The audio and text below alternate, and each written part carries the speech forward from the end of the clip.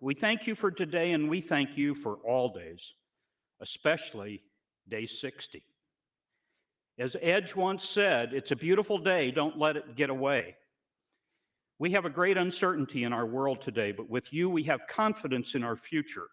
We know, Lord, that whether we knock loudly on your door with our prayers or utter them in silence, you are listening. This is the final day of session for 13 of our members.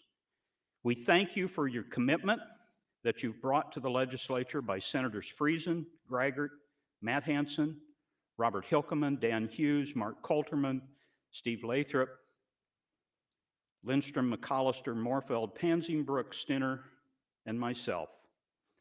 As this session draws to a close, we thank you for giving us the opportunity to serve. We recognize that the talents and gifts we bring to this body are truly gifts from you. Help us to always be humble and kind in our actions toward each other and in the way we treat our daily activities. We say a special prayer today for our support staff that have helped us throughout this session, the clerk and his staff, the redcoats, the pages, the fiscal office, bill drafting, transcribers, our office staffs, and all other working in and around the Capitol, and a special thank you to our friends and family. We pray that during this session, we have used our combined wisdom, our independent imagination, and our abundant compassion to find opportunities for the future in the obstacles we have jointly faced. And as we end this session and return to our homes, let us be guided by the words of the English philosopher Gordon Sumner as he penned, "Whenever the sun refused to shine, whenever the skies are pouring rain, whatever I lost I thought was mine, whenever I close my eyes in pain, whenever I kneel to pray, whenever I need to find a way, I'm calling out your name. Thank you, Lord, for this wonderful day. Amen." Thanks, Senator Williams. If I can ask Speaker Hilgers to please lead us in the Pledge of Allegiance. Good morning, colleagues. Please join me in the pledge. I pledge allegiance to the flag of the United States of America and to the republic for which it stands, one nation under God, indivisible, with liberty and justice for all. Thank you, Mr. Speaker.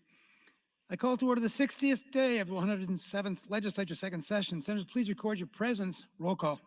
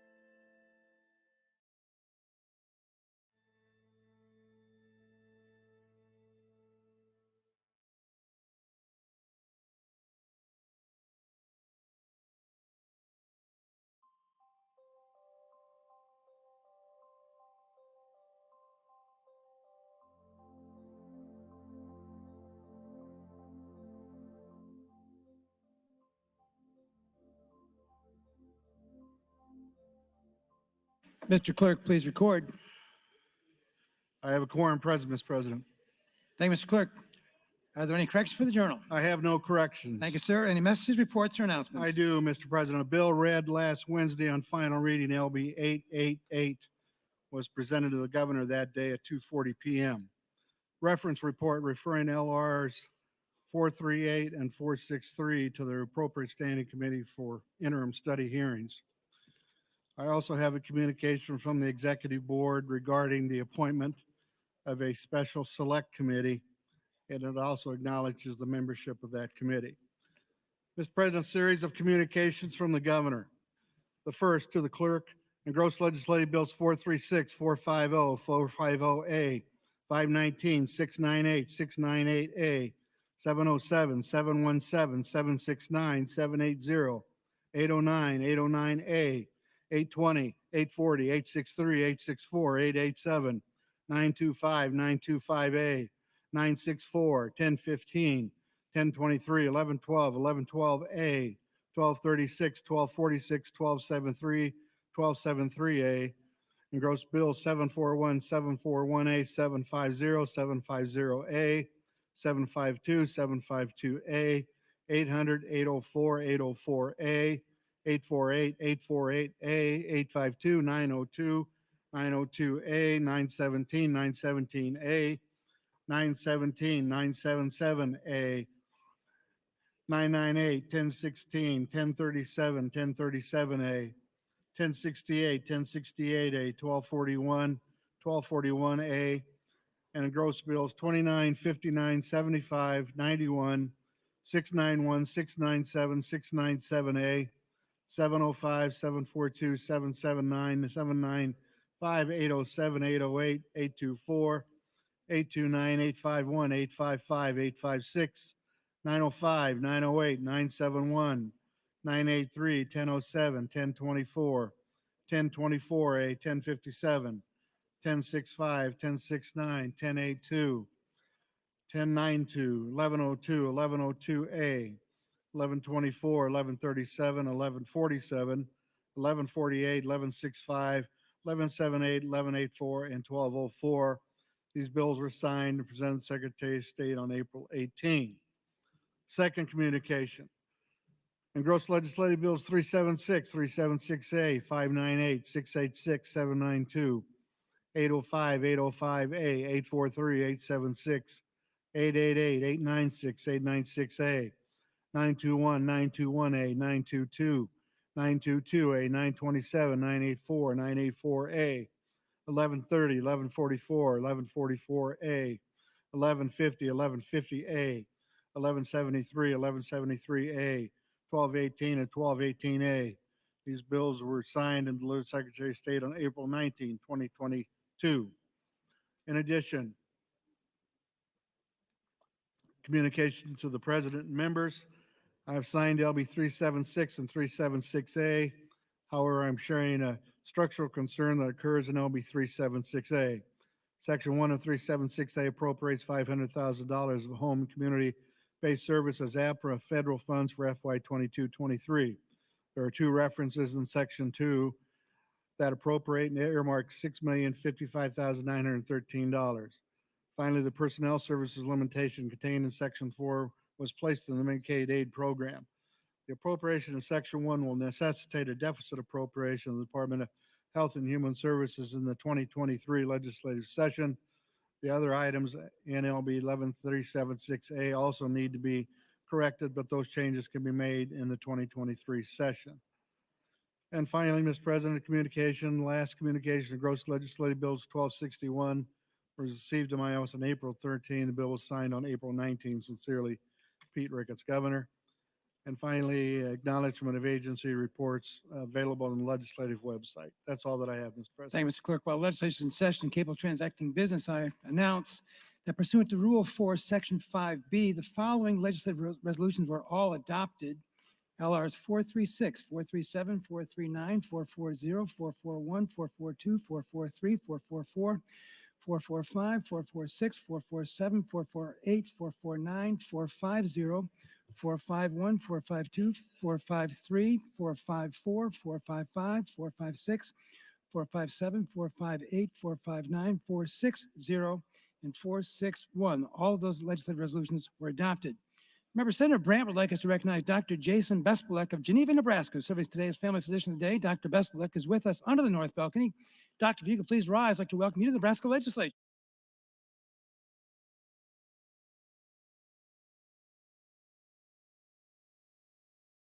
Members, we have some very special guests with us today. The immediate family of our speaker, Mike Hilgers, his family is with us today. His wife, Heather, his three daughters, Alice, Elsie, and Clara Jane, and his son, Mike Jr., sometimes called Little Mike.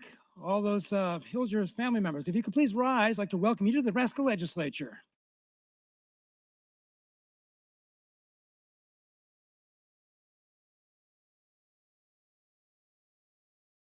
Speaker Hilgers, you're recognized. Thank you, Mr. President. Good morning, colleagues. Day 60, we made it. Quick announcement as to the scheduling this morning. As you saw from the clerk yesterday, the governor did not veto any of the bills that we sent to him last week. So that item on your agenda, there will be no motions to override any gubernatorial vetoes. Secondly, when we get to the departing senators, I believe the assistant clerk, Brandon, is going around and letting everyone know their order in line. We did that last week. I will also try to touch base. If you don't know where you're going to be, first, second, or last, please come find me or Brandon. We have the list. And last, just because I tend to get questions on this every time we have it, for the escort committee and for the motions that we have to do at the end of the day today, at the end of our session, I did pick from all of the departing senators. So if you are not a departing senator and you want to know why it wasn't your chance to be on the escort committee, that is why. Thank you, Mr. President. Thank you, Mr. Speaker. Mr. Speaker, we're going to make some remarks regarding the passing of two former members of the legislature. Thank you, Mr. President. Colleagues, as you know, in the last couple of days, we've really received some very sad news. Former Senator Brad Ashford, as well as former Senator Dennis Byers, passed away. And I've had a number of senators reach out to me about wanting to make some remarks here this morning. And so we're going to, of course, accommodate for that. And we're going to start with anyone who would like to make a remark on Senator Brad Ashford, and then we'll do Senator Byers. Thank you, Mr. President. Thank you, Mr. Speaker. Remarks regarding former Senator Brad Ashford's. Senator Lathrop, you're recognized.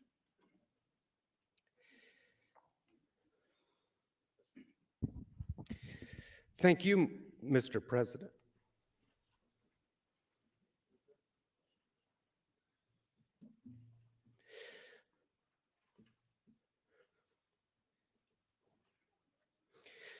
We lost a dear friend and a true public servant. As you know, Brad Ashford passed away yesterday.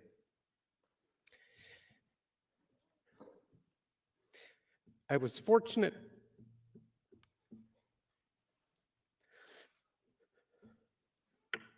to call Brad a friend and a colleague. I rise today to honor my friend.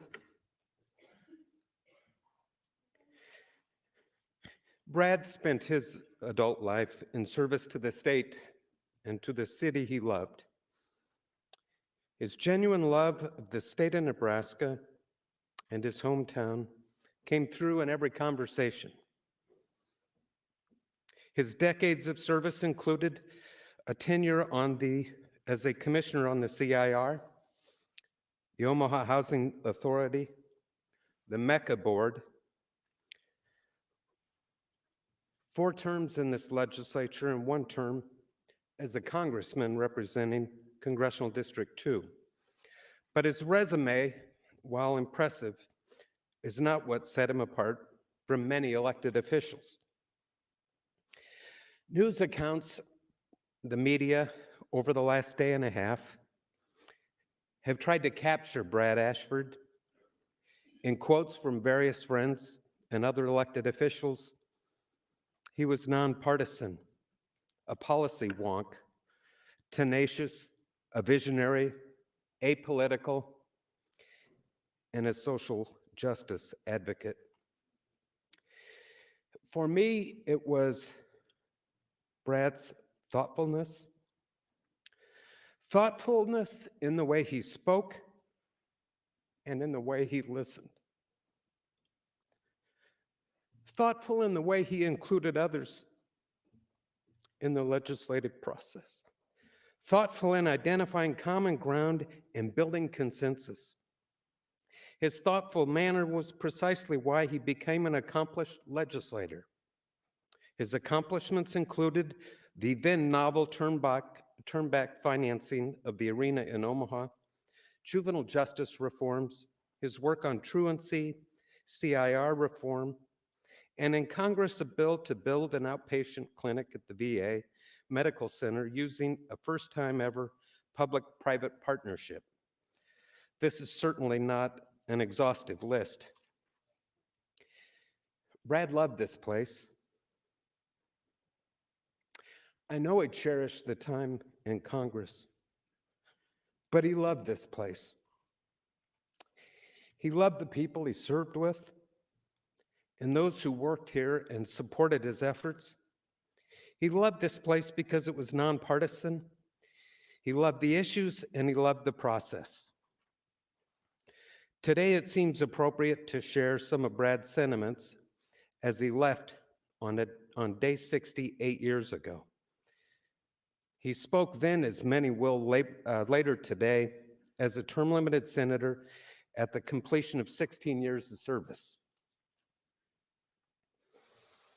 Brad said the following: "Thank you all very much. I concur with everyone else that's been up here and extolled the virtues of the nonpartisan legislature created by George Norris in 1937. And if it weren't for the nonpartisan legislature, I never would have been able to change parties as many times as I have. You are my family, and I think about in many ways. And I think about 16 years I've been here, and I look out and see all of you. And when I look at these various chairs in the various places, I see those who are no longer with us, whom I served with 25 years ago, sitting in the very seats that we sit in today. Jerry Warner scowling, Vard Johnson trying to explain that LB 775 was really a jobs bill, Howard Lamb telling me the best thing that could happen to West Side is that it would go away. There was laughter then. That was exciting. And then just my first year in the legislature, allowing us to buy the Jocelyn Castle for $75,000. So all these experiences I remember, but most importantly, I remember the last 8 years with you. I always tell my friends, why do you love the legislature so much? I said, my father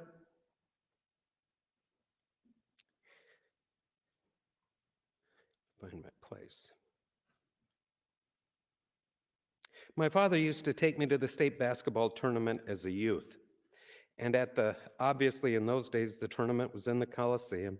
And I was always so amazed at the number of teams that were there, some playing in the stage, some playing on the main court, and all the different towns that they came from to play basketball in the 50s in Lincoln. And I think of this legislature much the same way. We are very different, but we are so much alike. And I think what I leave this place with is that thought. There are no bad ideas, and we are so much more the same than we are different. And after thanking his family and Ann and the others that stayed with him and the staff and Patrick O'Donnell, he continued and finished this way. And finally, thank you to the people of the state of Nebraska. In the 6th legislative district and in the 20th legislative district, who gave me an opportunity to be here. Thank you all very much. 2 weeks ago, you all had an opportunity to co-sign a resolution for Brad for his public service. John McAllister and I took that up to the hospital and presented it to Brad a couple days later. And I have to tell you how much he appreciated that. He appreciated the recognition, but he also appreciated that every last one of you signed off on that resolution, and it meant so very much to Brad. And finally,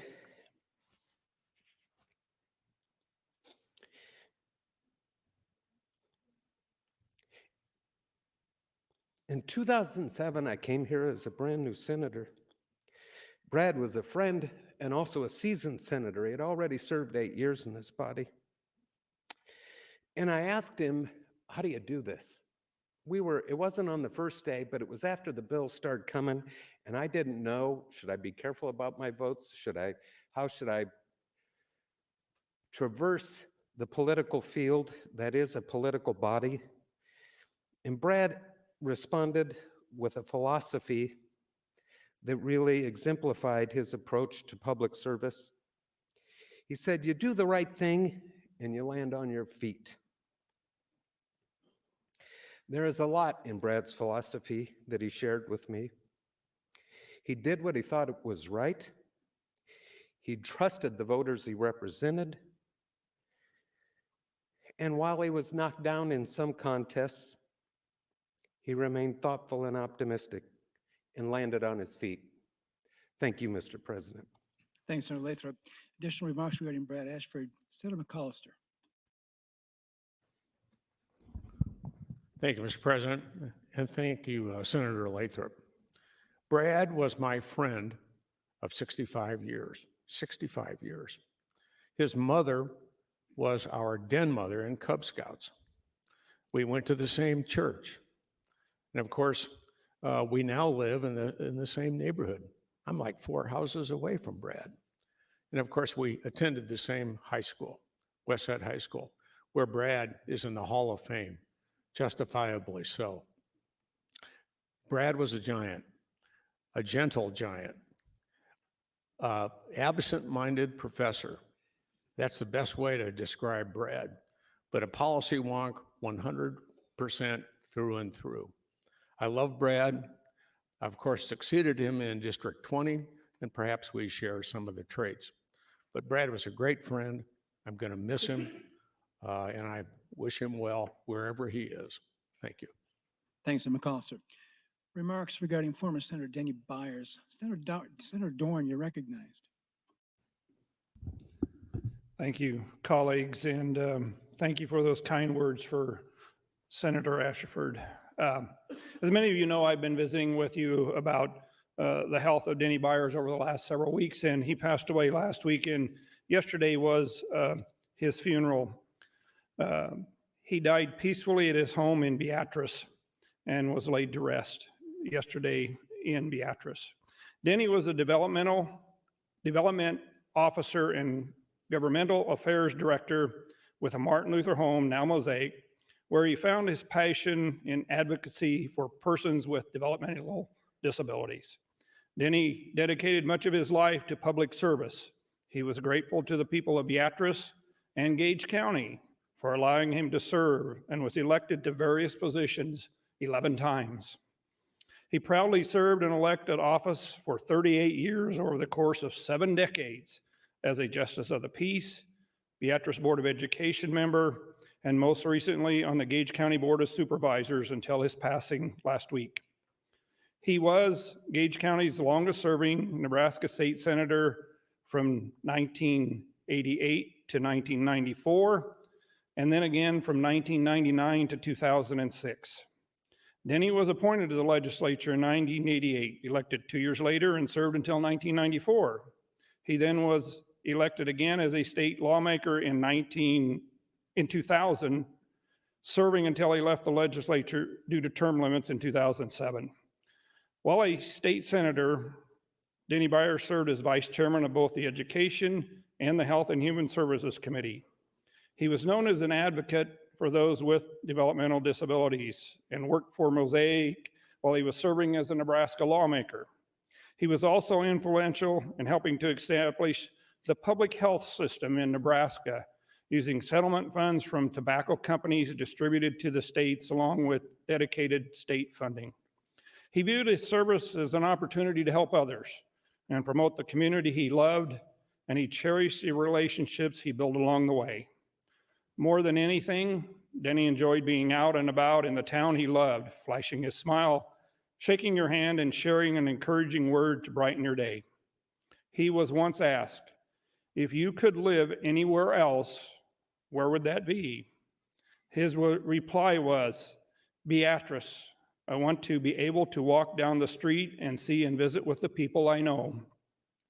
We joined with his wife, Janet, their sons, daughter-in-law, grandchildren, and other family members, and all of those people he knew to celebrate a long life, well lived, in service to others. Danny Byers was currently serving on the Gage County Board, was an active member there until his health the last month or two didn't allow him to do that. But he often talked to me about his service up here in this chamber and of all the people he met. And like they just talked about Senator Ashleford, about his public service to the people of his community and to the people of the state of Nebraska. For the state of Nebraska to have two servants that did as good a job as they did, we are so lucky to have them. And we thank both of them for giving their time and their family to serve this great state. Thank you. Thanks, Senator Dorn. Members, as the speaker indicated, there were no motions to override gubernatorial vetoes. So we'll move to the next motion on the agenda. Mr. Clerk. Mr. President, proposed rules change offered by Senator Hughes as chair of the executive board. It proposes to amend Rule 3, Section 2. The change was offered on April 12. Senator Clements and his Rules Committee met, reported that rules change back to the floor for further consideration. The change is pending, Mr. President. Thank you, Mr. Clerk. Senator Hughes, you're recognized to open on your motion. Thank you, Mr. President. Good morning, colleagues. As you'll recall, this rule change became necessary because of redistricting.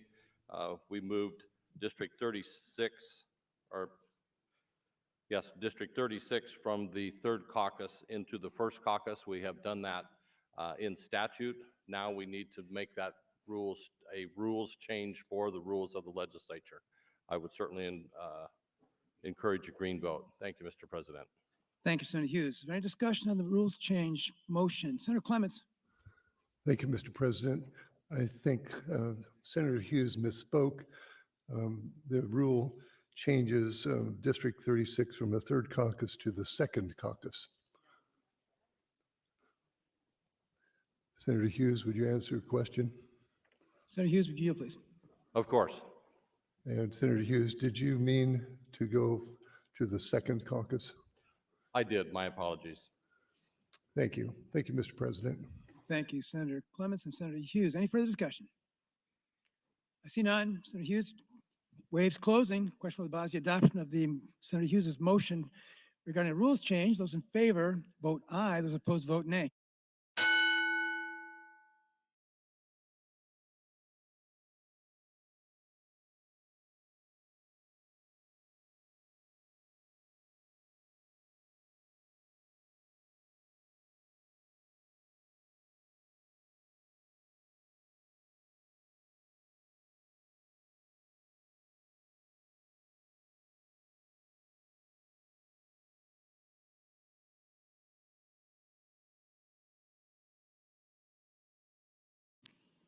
If you all vote to carry to.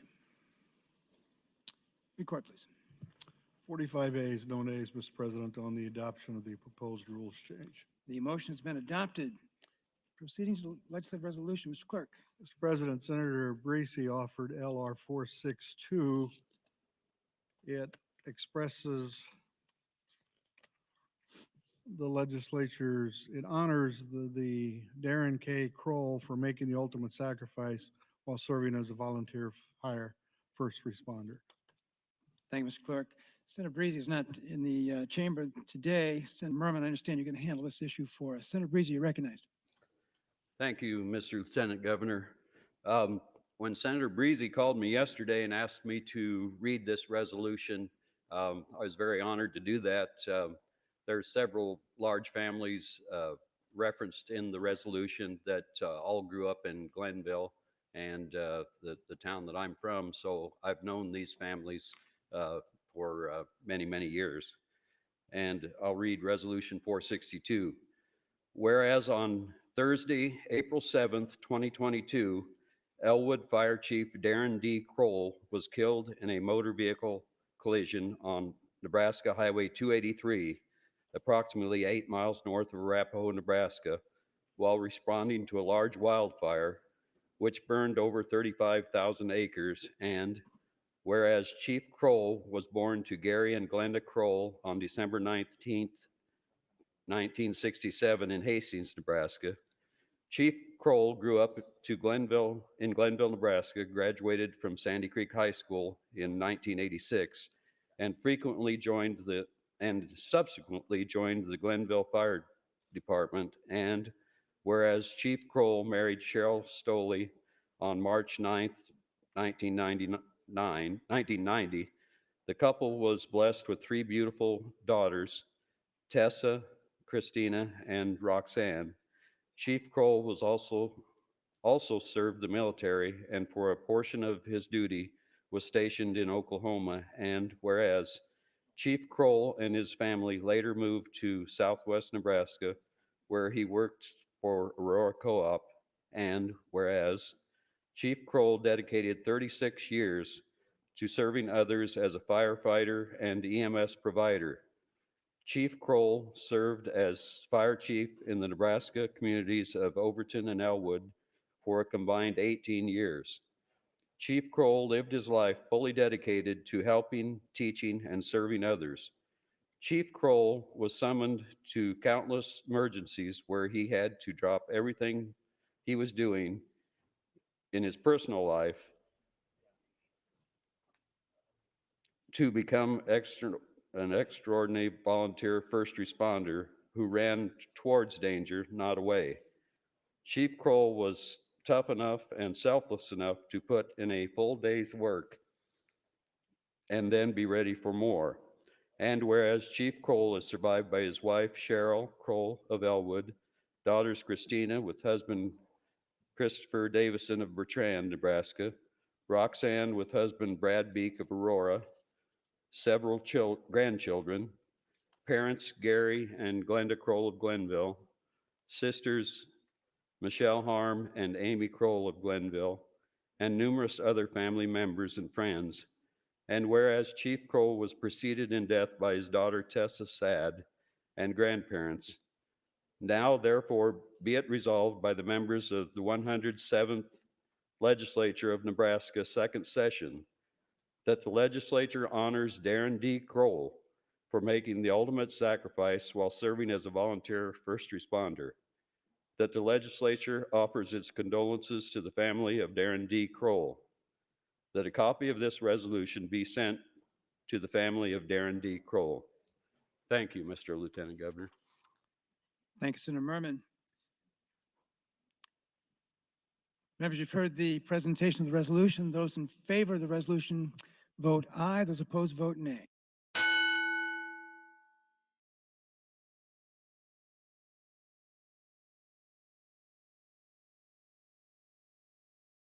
Record, please. 44 ayes, no nays on adoption of LR 462. Thank you, Mr. Clerk. Pursuant to the rules of the legislature, I acknowledge that LR 462 has been adopted by the 107th legislature on this date. Moving to the next item on the agenda, Senator Pansing Brooks, you're recognized for a motion. Thank you, Mr. Lieutenant Governor. I move that a committee of 5 be appointed to notify the governor that the 107th legislature, second session of the Nebraska Legislature, is about to complete its work and to return with any message the governor may have for the legislature. Thank you, Senator Pansing Brooks. Members, you've heard the motion. Those in favor say aye. Those opposed say nay. The motion's been adopted. Pursuant to that motion, I hereby announce the following escort committee: Senators Friesen, Colterman, McCollister, Stinner, and Williams. If those 5 senators could please retire to the rear of the chamber and then proceed to the governor's office to escort him to the chamber.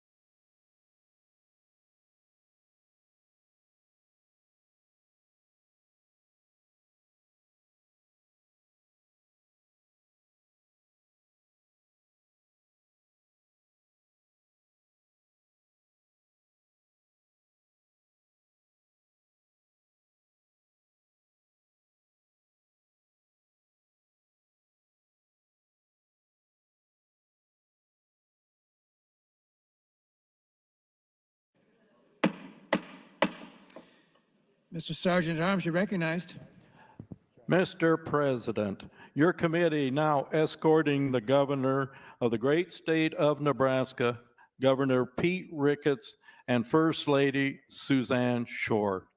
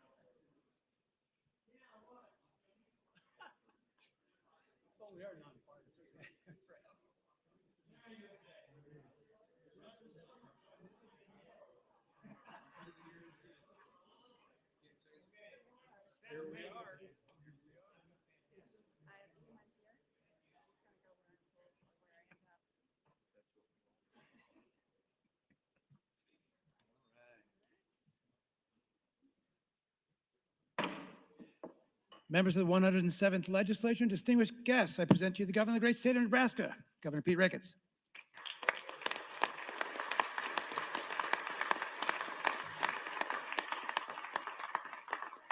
Thank you. Good morning. President Foley, Speaker Hilgers, members of the legislature. It is a privilege to be with you here on the closing of the second session of the 107th Nebraska Legislature. I have just one word for this session and this body. Wow. Wow. What fantastic work you have done in this short 60-day session. Historic work. Work that will have generational impact. I actually want to take a step back a few years to recount some of the successes that you have had. Let's go back to 2020. We are in a worldwide pandemic. Your session was interrupted. And yet, while other states were shutting down, you came back and finished the people's work. You were able to pass bills that protected preborn babies from the barbaric practice of dismemberment abortion, and one of the most significant property tax relief packages ever, LB 1107. This year, Nebraskans are understanding that important work from 2020. When we filed our income taxes, we got a 25.3% rebate back from the state for whatever we paid in to our local school district in property taxes. That's significant. And then 2021 came along. And you built on that by passing tax relief for our seniors, for our veterans. You helped connect 30,000 Nebraskans to broadband. And then you came back in a special session and redrew our maps for redistricting. We were the third state to get that done. And your maps are solid. Other states are still fighting over their maps. Tremendous work. And then we come into this legislative session, a short 60-day session. And you are able to pass the most significant tax relief bill we have ever had at the state of Nebraska.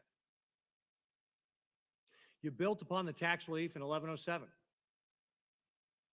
Make sure that that wouldn't go away and added more property tax relief. You were able to accelerate the tax relief for our seniors.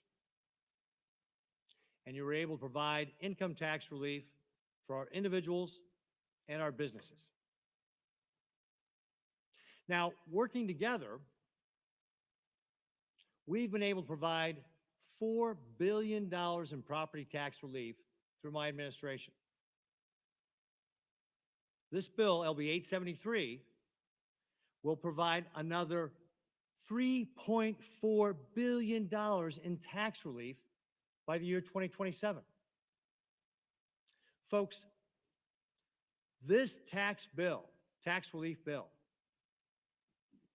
is 12 times more relief than any tax relief bill in any previous administration. It is truly historic.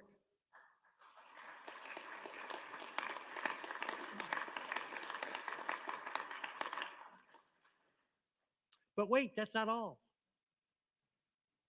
We also took tremendous steps to protect public safety.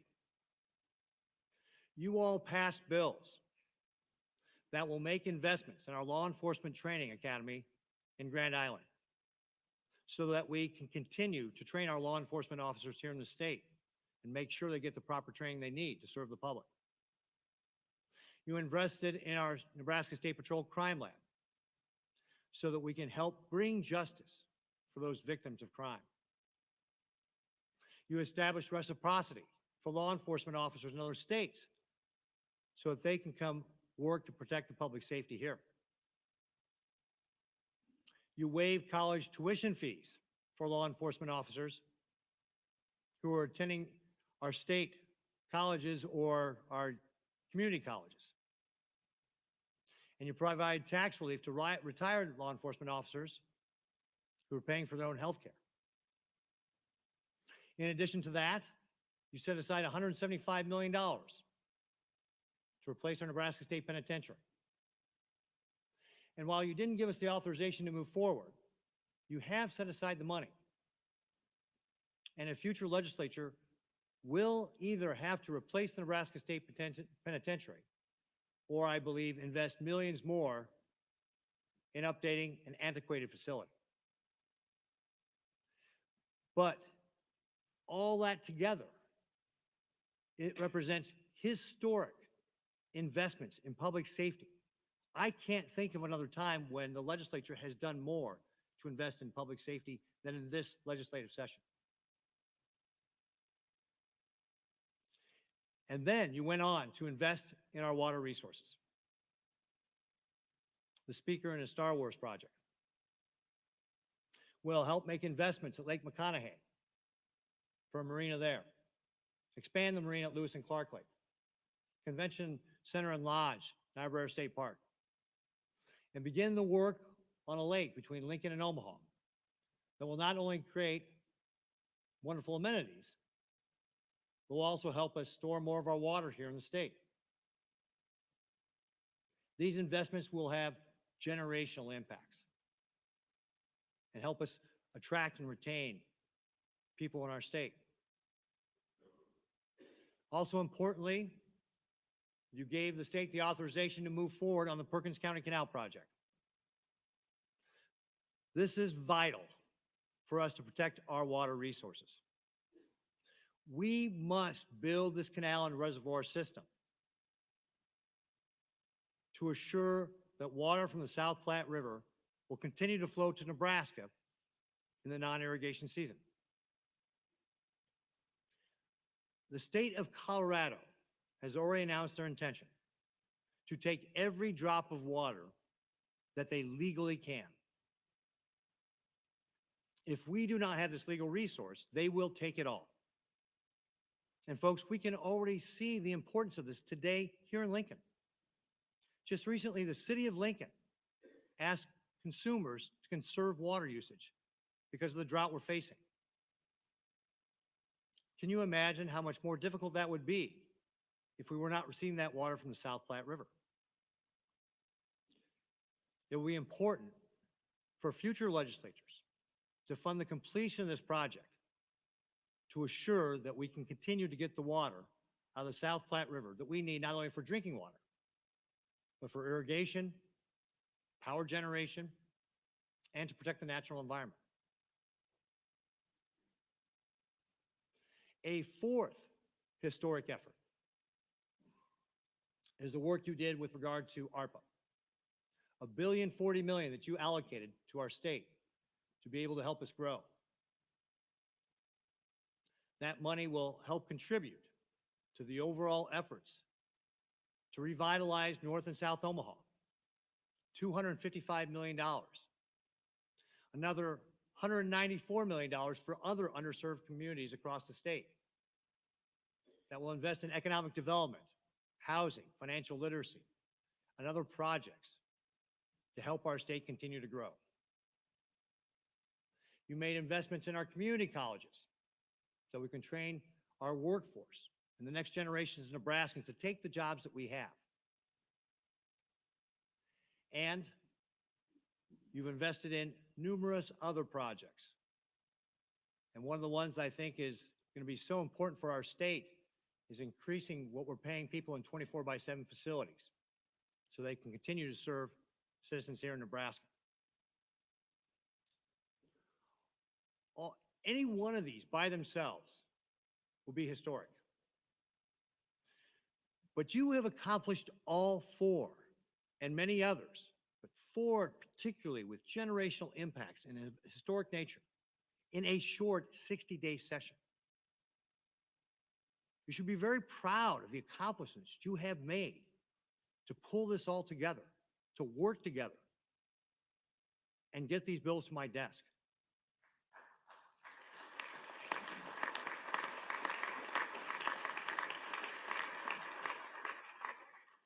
It's an amazing accomplishment. Now, as always, there are numerous people who are involved in passing this legislation. And I want to thank just a few to highlight who have been so important in passing these things. I want to start by thanking Speaker Hilgers. The Speaker, and yeah, let's give him a round of applause. We can give him a round of applause here. It's a good place.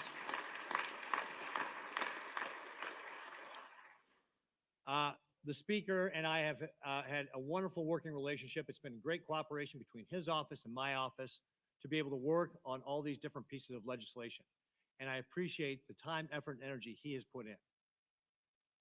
I also want to thank Chair Linehan of the Revenue Committee and all the Revenue Committee members for their effort in bringing about this historic tax relief.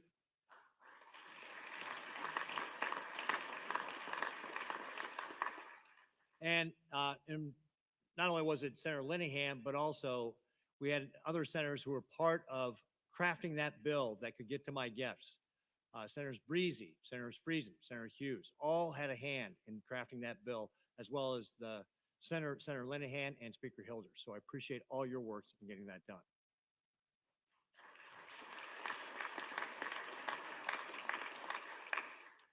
Another important accomplishment, and not just in this session, but across all 8 years of my terms, has been working with you to make sure we craft a budget that serves the people of Nebraska and continues to control our budget.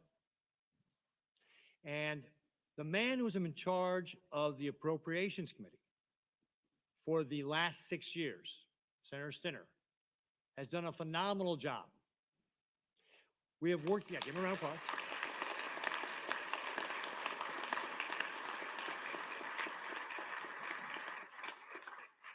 We have worked together to serve the people of Nebraska, but also craft budgets that across those 8 budget years increases spending on average 2.8% per year. That's a terrific accomplishment. It keeps it below that threshold of 3% and allows us to not only manage our budget, but also vital in delivering that tax relief. And all the work that you have done, we can see today in the results. We can see that the work that you did to provide the resources to the state during the pandemic have helped us have a nation-leading pandemic response. Politico ranked Nebraska the #1 state for pandemic response, and the National Bureau of Economic Research ranked us #2, still giving us an A+. We see that we just got ranked this week for the most recession-resilient state because of our low unemployment rate, low debt. And of course, that's one of the other manifestations of your great work over these years. Nebraska has the lowest unemployment rate in the country and the lowest unemployment rate in state history.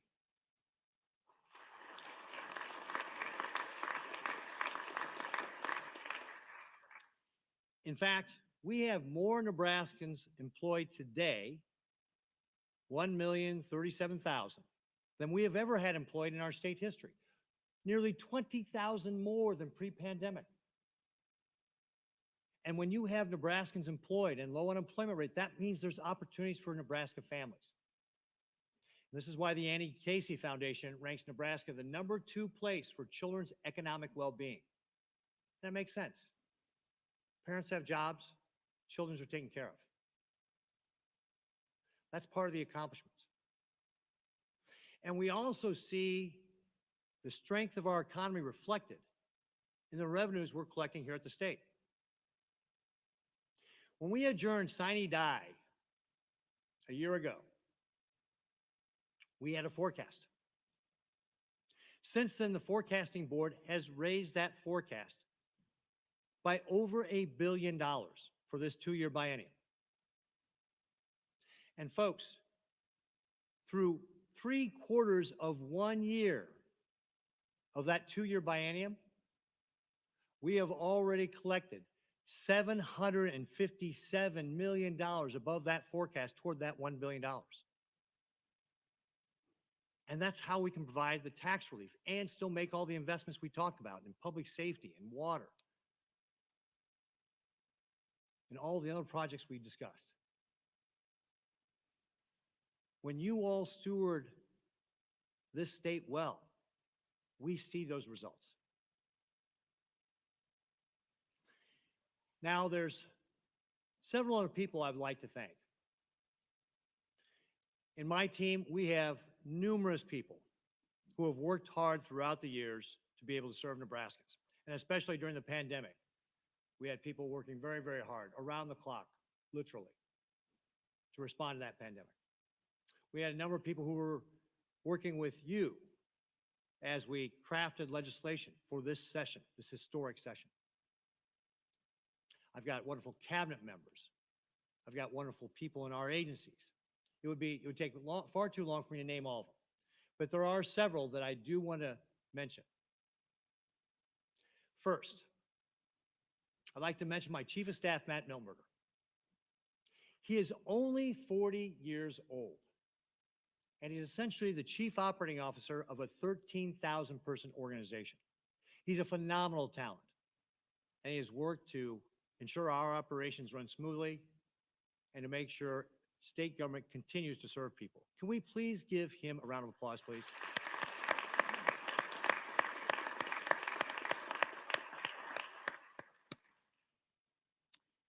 I also want to thank somebody you're all familiar with, someone who has worked in this building and has years of institutional knowledge and how to craft law and serve the people of Nebraska. Someone who's just worked, again, long, long hours during our legislative session, working directly with many of you. Lauren Kintner, as the director of my policy research office, works her tail off this state.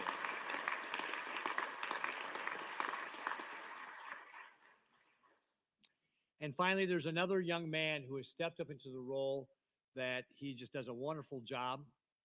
It's in my budget office. He has helped us craft these budgets, worked on the tax bills, and make sure all the numbers line up. And again, it's just another phenomenal talent. Please help me thank my budget director, Lee Will.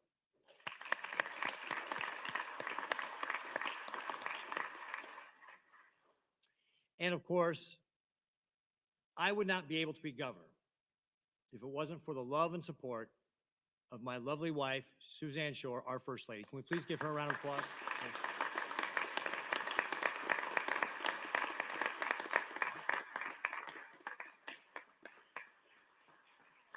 Oh, look at that. You got a standing ovation back there.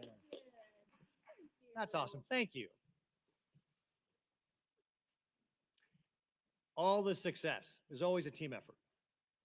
It requires you all working together, collaborating, cooperating. And I want to thank you for the work that you do for the people of Nebraska. You clearly have placed that priority, whether it was in 2020, when you came back to finish the people's work, in 2021, when you came back for redistricting, and this year, in this short session, passing historic legislation on taxes, public safety, water, ARPA. You all spend time away from your friends and family, and not for a lot of money. I have seen how hard you work. You come to this chamber and then go to your hearings that can last till 6, 7, 8, 9, 10 o'clock at night. The people of Nebraska probably don't fully appreciate how much time you invest in doing the people's work here in the state. Thank you so much for all you do.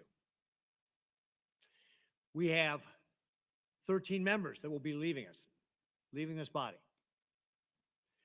I'd like to ask those 13 members to please stand and be recognized.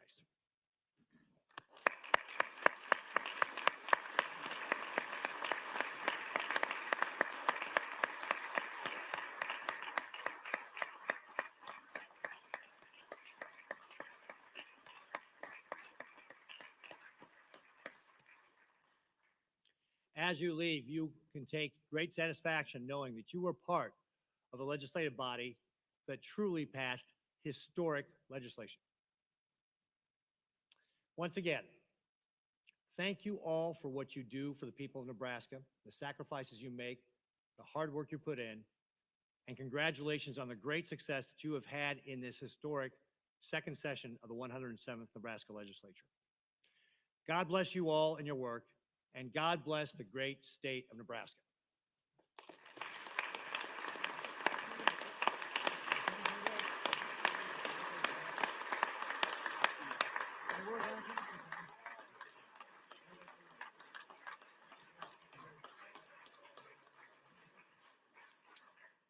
Thank you, Governor Ricketts. Would the escort committee please assist the governor and the first lady as they depart the chamber?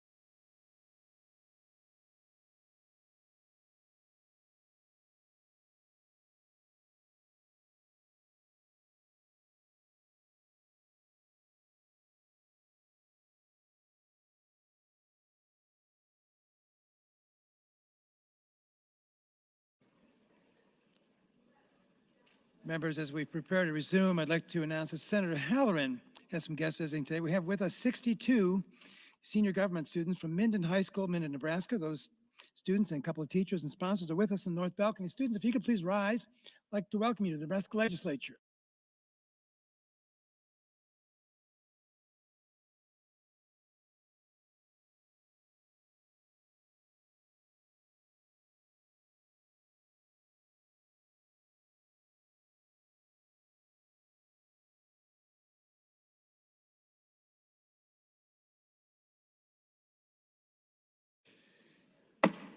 Members, please come to order. Senator Salama, you're recognized. Thank you, Mr. President, and good morning, colleagues. It is my distinct honor and privilege as the last chairman of the Enrollment and Review Committee to recognize a very special member of our body, our current Enrollment and Review Committee chairman, Senator McKinney. Senator McKinney has been diligent in making motions and being here to make motions. I can only think of maybe 1 or 2 times in which I've had to make an ENR motion with him not on the floor. So he is a wonderful addition to this body, and he's done wonderful work. So if you'll join me in recognizing Senator McKinney for his service.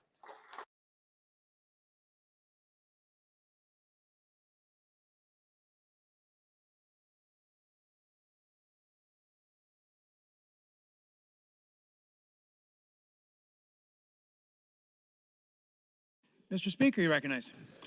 Thank you, Mr. President. Good morning, colleagues. It is my distinct honor, and I hope you join me in a second in honoring and thanking our presiding officer, the Lieutenant Governor. I could probably think of nothing more frustrating than sitting here and listening to us debate and not have the ability to do anything about it. I am grateful for your teamwork, your professionalism throughout. We've had an amazing working relationship the last 2 years to help make this body run as good as I think it possibly could have been.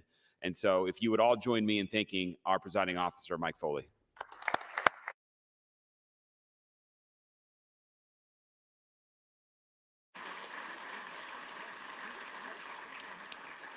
Thank you, Mr. Speaker, for those kind remarks.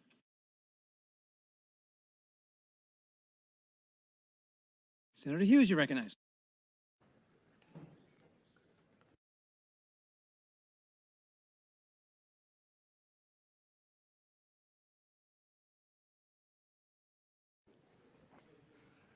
Thank you, Mr. President. Sorry for the delay. I just wanted to take a moment to extend thanks and congratulations to our speaker, that he has done a tremendous job of a very difficult situation of herding 48 of us cats to try and get us all in the same direction.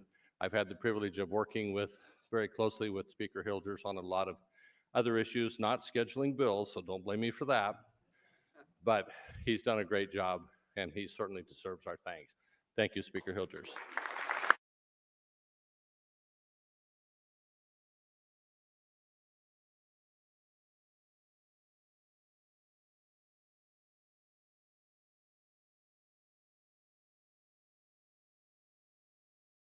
Senator Linehan, you're recognized. Thank you, Mr. President.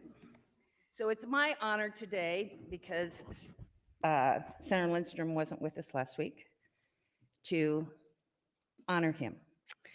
So I don't watch a lot of TV, but I've watched enough lately to know that he and I are not in the same generation. Hopefully, I'll still be around here for 2 years, but I understand that my first recollection of a film was A Swiss Family Robinson, which was released in 1960. Another famous film that I remember from my childhood, teenage years, was A Summer Place. It was scandalous when it was released.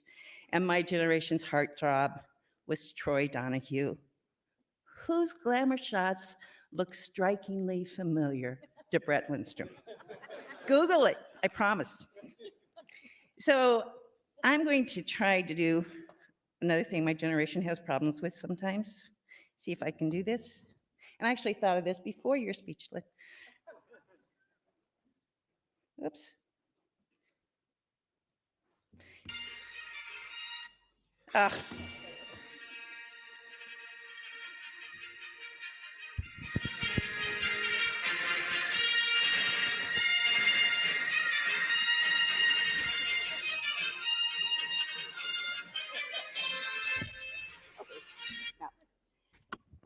Title of that song, A New Hope.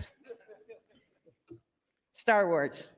That belongs to Senator Lindstrom's generation. Another famous actor from his generation is Tom Cruise, who, like Senator Lindstrom, will never grow old. We have to admit the camera loves Senator Lindstrom.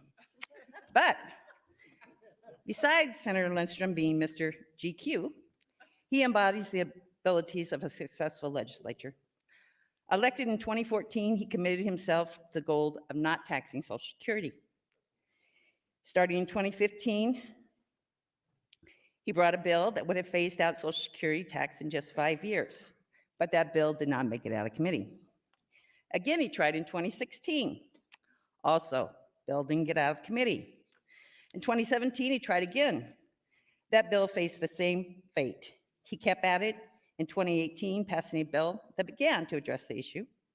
In 2021, Senator Lindstrom was finally able to get tax relief for Social Security income. Finally, this year, his efforts found complete success. Nebraska will now join 37 states that don't tax Social Security. This from a member who was just past 30 when he was elected to the legislature.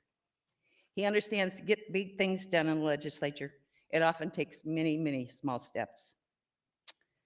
Senator Lindstrom's also the definition of one of my late father's sayings. When you get knocked down, get up. In 2019, at the beginning of the 106th legislature, Senator Lindstrom and I both ran for chair of the Revenue Committee. It was hard-fought, intense contest. And as you all know, they're very personal. I won by 1 vote. I expected anger and disappointment from Senator Lindstrom. Quite to the contrary, he was in every respect a professional. He just didn't get up, he jumped up. In the 4 years I've chaired the Revenue Committee, he's helped guide us in implementing, as we just heard the governor refer to, the most significant tax cuts in the history of the state, including property taxes, income taxes, no taxes on Social Security. He's been critical to our success as a committee. This year, Senator Lindstrom provided another example of his ability to jump right back up. When the Revenue Committee was working on one of the largest tax cuts in state history, Senator Lindstrom was going to carry the bill that would have provided such cuts. We had to change the strategy and to push the bill across the finish line. Senator Lindstrom did not take his ball and go home. He could have. It's happened before in the legislature. He showed up the next day to support our efforts as a committee. He is a team player by every definition of the word. I also want to thank his family, his wife Lee, his children, and they're beautiful too, Colette, Barron, Olivia, and his parents, who I know, Dan and Deb, who are very supportive. And he couldn't have done it, as none of us can, unless you have your family support. Senator Lindstrom's 8 years here have helped make Nebraska a better state. This body will miss his presence and his consistent voice. At just 41 years old, Senator Lindstrom is young. I know he doesn't think so, but he is. I know there are many more years of public service ahead of him, wherever that may take him. I wish him the best of luck. This body will miss you, and I will miss you as my vice chair. Thank you, Senator Lindstrom, for always willing to lend a hand to lend a hand. Thank you.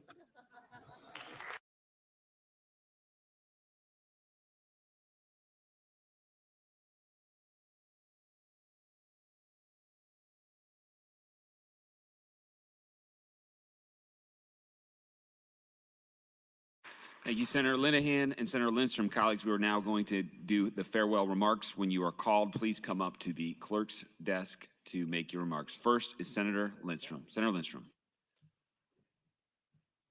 Thank you, Mr. Speaker, and it's hard to follow that. So thank you, Senator Linehan. It's been a true pleasure to work with you over the last several years, and all of you. I've had the privilege and honor of being in this body for 8 years, and I used to sit where Senator Lowe sat my first couple of years, and watching the senators leave and give their farewell speeches. I never thought I'd get here, but here I am. And so first, I'd like to say thank you again to my family for letting me jump into this endeavor. I couldn't have done it without you. All the hours spent knocking on 10,000 plus doors over the summers and in the cold weather, the warm weather, all of it in between. And want to thank everyone who helped me on that journey to first get elected and then reelected. That's my wife, Lee, of soon to be 15 years, Colette, Barron, and Olivia, who are at school right now. And I don't know if they'll watch, but maybe they can watch later. And then my mom and dad, who have always been supportive in what I'm doing, and especially this job.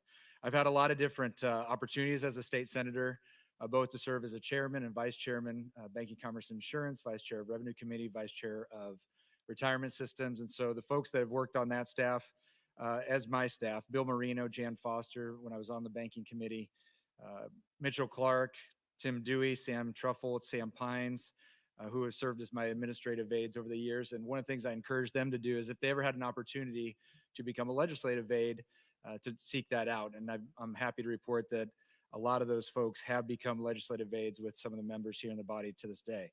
I want to thank my legislative aides, Randy Scott, who's now working from outside the glass. I saw her earlier, I'll just kind of wave out there.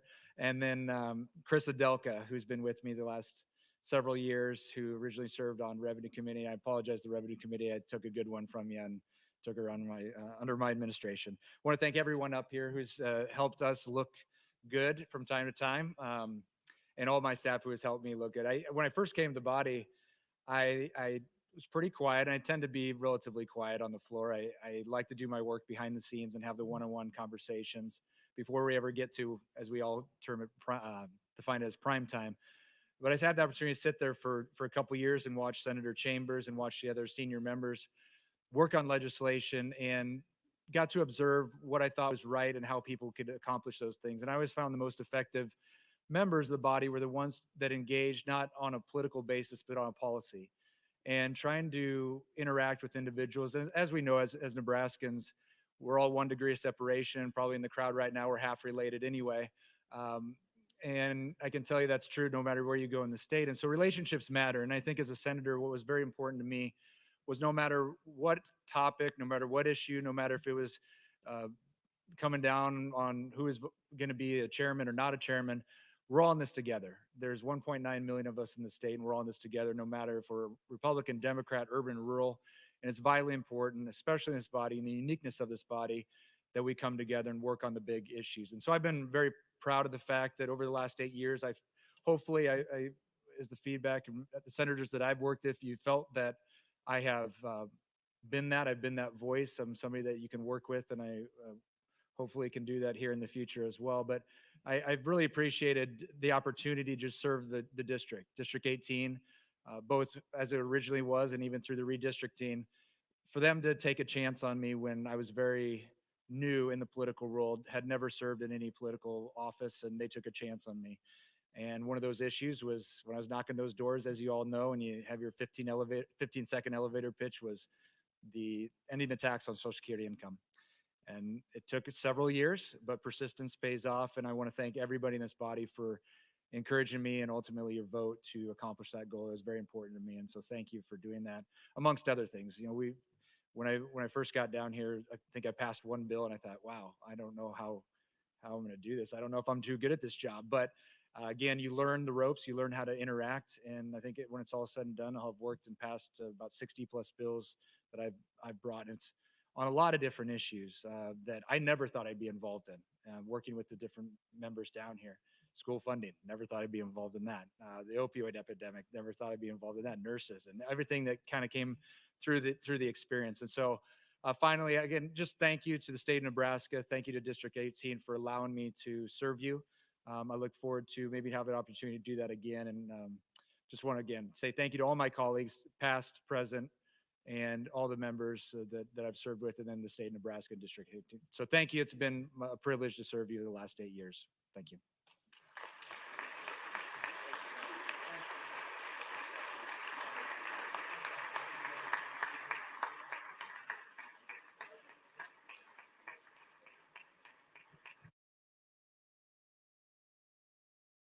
Thank you, Senator Lindsterman, for your service. Senator Moorfeld, will you please come down?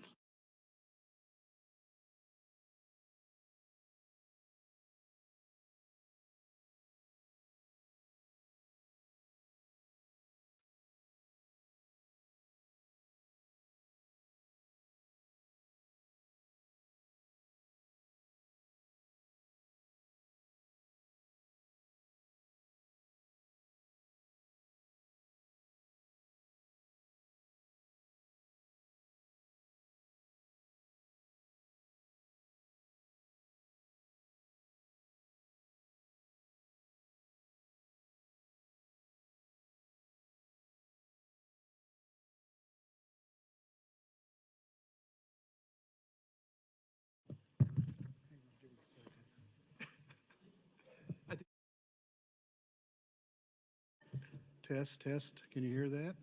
Better? Okay, I'm sorry. Did you do that on purpose, Mike? His last prank on me. A recurring theme since I was elected in 2014 has been observing my friends and colleagues coming up to this desk every 2 years and bidding farewell. Never before did the speaker not work on them, but in any case, I'm glad to be the first. I had always wondered what that would be like, and I suppose now I get to find out. One of my good friends, Galen Hadley, once told me a few weeks before he was term limited that while he was opposed to term limits, it certainly was a graceful way of departing without disappointing anyone. And I think he was right. No one will fully understand the immense honor it is to serve in the Nebraska Legislature until they've had the opportunity to do so themselves. No one will understand the sacrifice it takes on your friends, family, and even your own mental and physical health. I'm so incredibly fortunate to have Rachel in my life who really keeps me on track and grounded. The long nights, sometimes sleepless ones, and incredible happiness, and also equally incredible disappointments that it can also bring. No one will understand also the incredible bonds that you create with your fellow senators either. Some of my fiercest debates and filibusters have been with some of my closest friends leading the charge on the other side, one of them right behind me now. While there are plenty of things that I will not miss, and I won't dwell on those, so don't worry, I will spend some time on the things that I will miss. First and foremost, representing and learning from my constituents. We are just stewards of our districts, but when you spend all that time knocking the doors, making phone calls, going to community events, and spending late nights in here, you can't help but grow attached to it and the people that you represent. I will never forget the satisfaction of being able to help a constituent with an issue or policy that they need. And I can remember a lot of them feeling very grateful and talking to me about it still to this day. Or the feeling of disappointing someone you represent and deeply respect. Second, the incredible bonds that we forge with one another. Many of my closest friends are now many of you. The friendships you create in this body are unique, and no one can fully understand your experience here the way that the person sitting next to you right now can. These bonds often know no ideological boundaries, and truly, in many respects, I think we are a family, happy, sometimes sad, and often dysfunctional. Third, I will miss the opportunity to constantly learn from all of you and Nebraskans across the state. Never when I was running for office did I realize the incredible ability and opportunity to learn from so many knowledgeable people during my time in the legislature. Every day, a new issue, a new opportunity, and a new problem to be solved presents itself. And so many incredible Nebraskans to learn from on all of those issues. Finally, I'll miss the opportunity. This is where I'm going to break up. Finally, I'll miss the opportunity to work with my incredible staff who have been with me the entire 8 years in the body and for many years before that. I've been so incredibly fortunate to have such amazing people working with me. Julie Holmquist for her ability to make even the most mundane legislative tasks fun and comical, and you all know what I'm talking about. And her collection of amazing socks that make any number of political statements, or non-political statements for that matter. And Nancy Bowen, who kept both of us on task with and out of trouble with Patrick and many people in the legislative divisions. Nancy not only demonstrated enormous patience with constituents who were sometimes understandably upset, but also more impressive patience with Julia and I. Both Nancy and Julia started out as staff and quickly became family along the way. While my time here has come to an end, many of your terms of service have just begun. I hope that those continue to serve will maintain the independent and nonpartisan institutions of this body in the spirit of the father of it, George Norris. This will not always be in your immediate interest, but it's in the best interest of the state and the respect of the institution among Nebraskans, which has one of the highest approval ratings of any legislature in the country. That is something we should all be proud of. Short-term gains when it comes to our institutions often lead to long-term losses, and future legislatures will do well to remember it. But above all, I hope you stay in touch and know that you always have a friend and an open door on Holdridge Street in the Fightin' 46th Legislative District.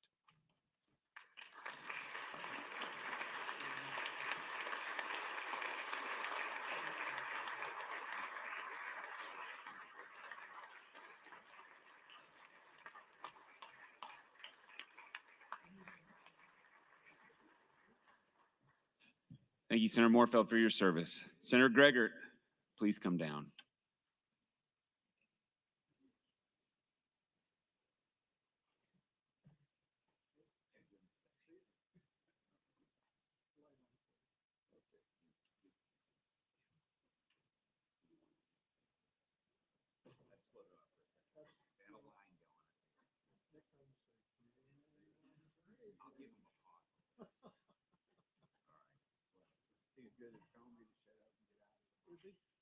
You don't gotta take that on you.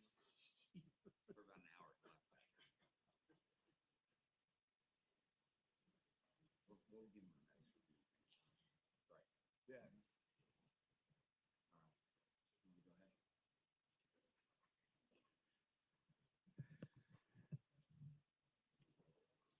Well, thank you and good morning.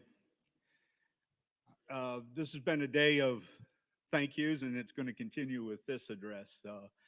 I just thought I could maybe do this without any notes, but then my wife reminded me yesterday that I could hide my own Easter eggs, and I did Sunday. I hid 12 of them, and I still got to find 6 of them. So I have some notes today. Well, I'd like to start this farewell address off with a quote from President Reagan. We can get a lot done here if we don't worry about who gets the credit. That being said, I want to thank all my colleagues for working with me and me working with you in passing some great legislation for all Nebraskans. One individual particularly I want to thank is Senator Colonel Tom Brewer. Senator as a colleague, Colonel as a comrade, and Tom as a friend. Senator Brewer has had my six from day one. He was out there walking with me in the parades, and when needed, in the committee briefings and here on the floor, he always spoke up for me. I appreciate that. I thank you, Colonel, and God bless. Next, the most important people in this building, and I'd like to have them please rise.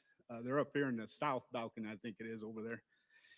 But my staff, my past and present staff, Alex Bragbill, Turner Adams, and Kim Warnicke Davis.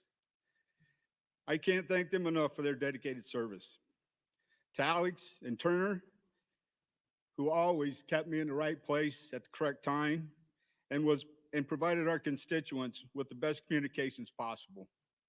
To Kim, the heartbeat of the operation, who her dedication, professionalism, and friendship for all her dedication, professionalism, and friendship over the last 4 years. Kim's dedication and professionalism is second to none.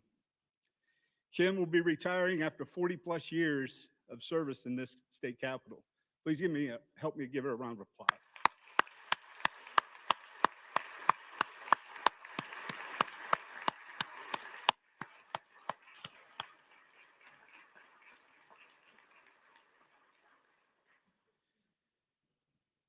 Kim has been responsible for a lot of great legislation for all Nebraskans. I want to congratulate and wish Kim a very long and fun-filled retirement with her husband, Brett, kids and grandkids. Kim, now relax and go enjoy your well-deserved retirement.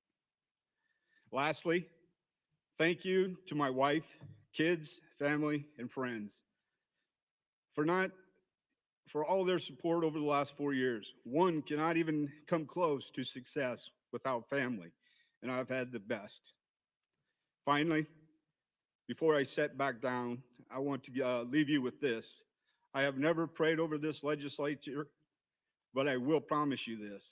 I will pray for you all who remain and the new legislators for their wisdom to do the right thing, for doing the right things for the right reasons.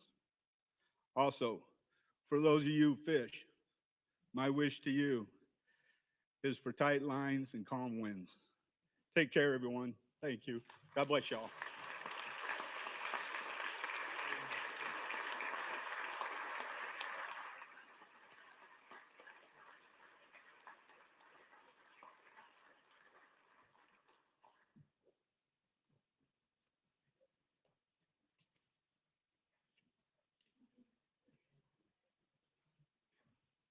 Thank you, Senator Greger, for your service. Senator Matt Hansen, will you come to the podium?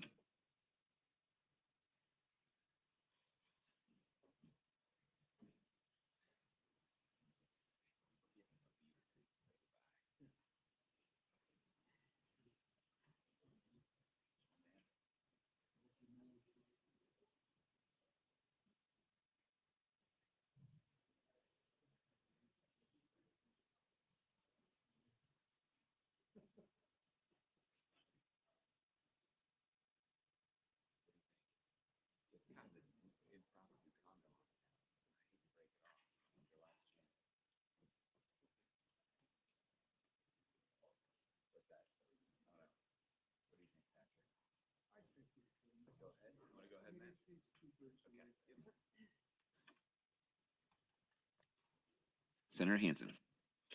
Thank you, Speaker Hilgers.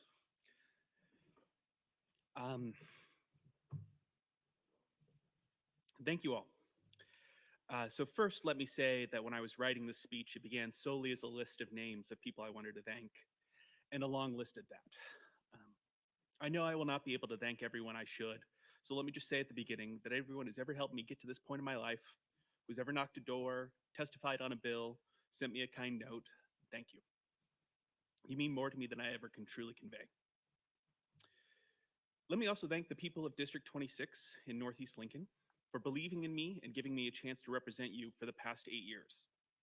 I knew I was a bit of an underdog in my first race, a 25-year-old first-time candidate, a couple months past the bar exam, but you saw something in me, and I'm forever grateful for that opportunity.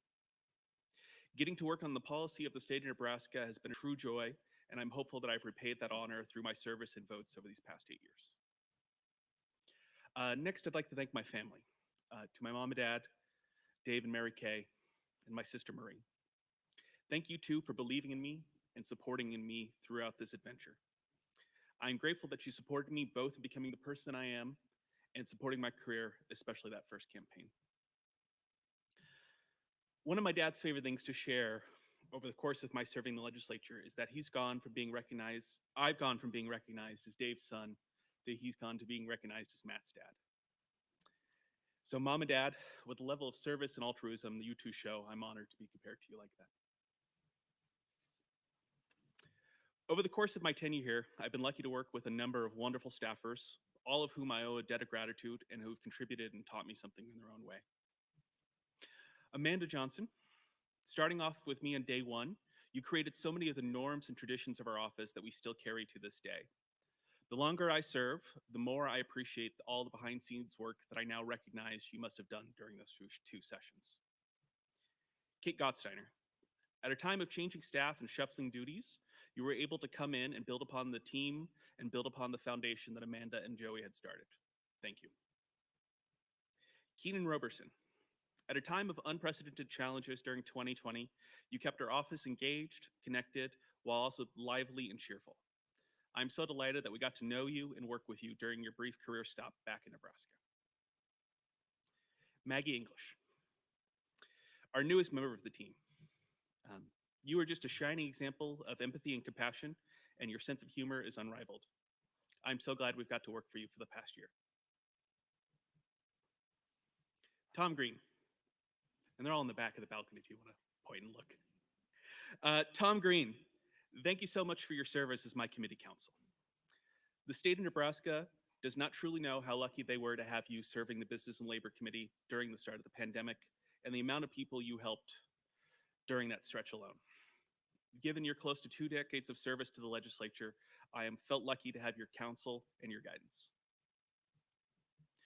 Courtney Lyons Brightwrights, you are one of the most thoughtful and analytical people I've ever gotten to work with. To borrow a phrase I heard earlier, a true policy wonk. I appreciate your eye for good policy and your ability to balance that with a strategic view of how the legislature actually operates. Sarah Wagley. Sarah, for whatever reason, I found yours one of the more difficult ones to write, so I would literally just have your nickname written down. It's Swags, for the record, for everyone. Working with you over these past 6 years in several different roles has been one of the true joys of the legislature, and having your friendship is one of the true things that I'm going to remember and enjoy from my tenure here down here. And finally, Joey Adler. Joey posted the reflection of my first campaign the other day, a campaign he managed, and I was really touched by his words.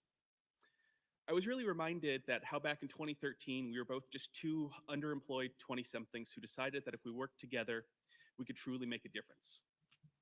Joey, I don't believe either of us would have had the career we've had or be the person we'd be without each other, and I'm truly grateful for all of your trust, support, and friendship.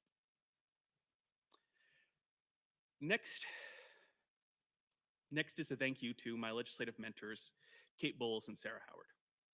I had a difficult time fitting in here my first couple years and getting pulled in different ways and struggling to find my role before, in my third year, really asking for the help I needed for both of them.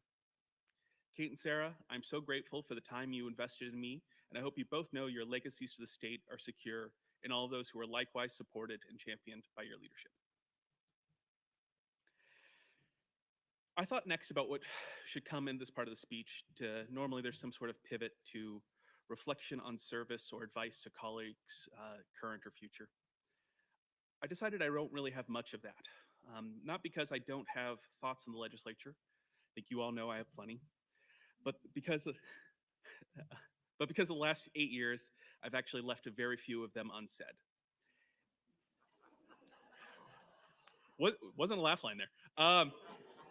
That was really a commitment to myself, that I had a finite amount of days here. I think this is day 600 as Senator Hilkeman counted, and making sure that I made the most of each bit of it. The only thing I feel the need to really say again from this point is, in the future, this body needs to make sure we figure out a way to continue to support our staffers better. They really are our lifeblood of our institution and support us in more ways than I think the public or the state really ever appreciate.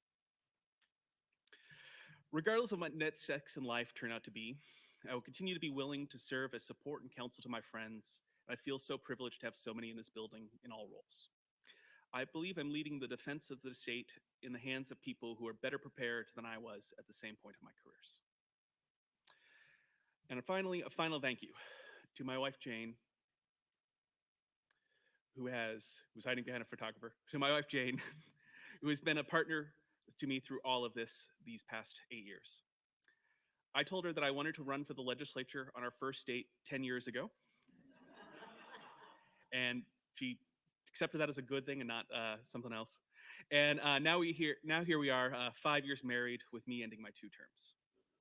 You've been there every step of the way, from the first inkling of a campaign through some tough election years, late night filibusters and vetoes. I think, as we all know, serving in this body, our family, our spouses, our partners, our friends serve and carry about as much as we do. So Jane, thank you for all of your support and love over these past few years. I'm excited to see what our life beyond the legislature will look like, since it's been so much of our life together, and ready to move on to new things. With that, a final thank you to the body and everyone I've ever gotten to serve with. It's been an honor. Thank you.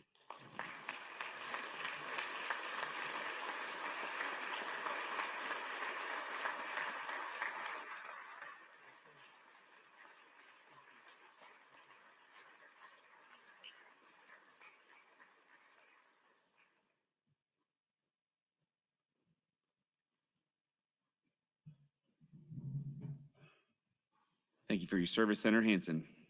Senator Friesen, please come down.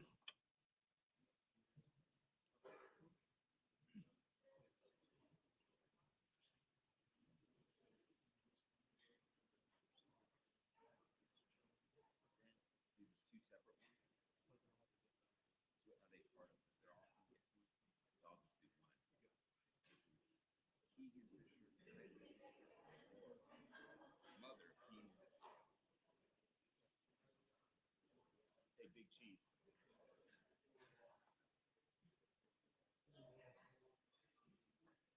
Kurt, before you start, I got some guests.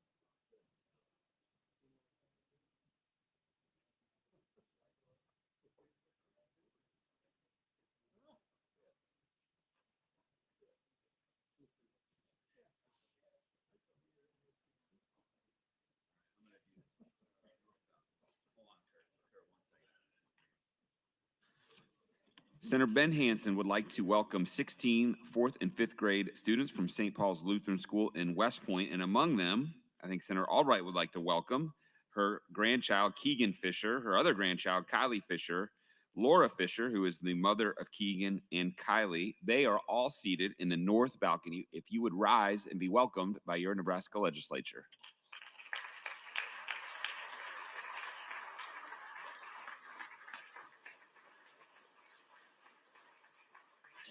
Senator Friesen.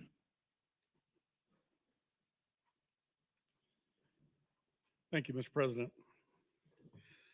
So I always said I would never come up here and talk. I wanted to use the podium back there, but they didn't leave me a choice.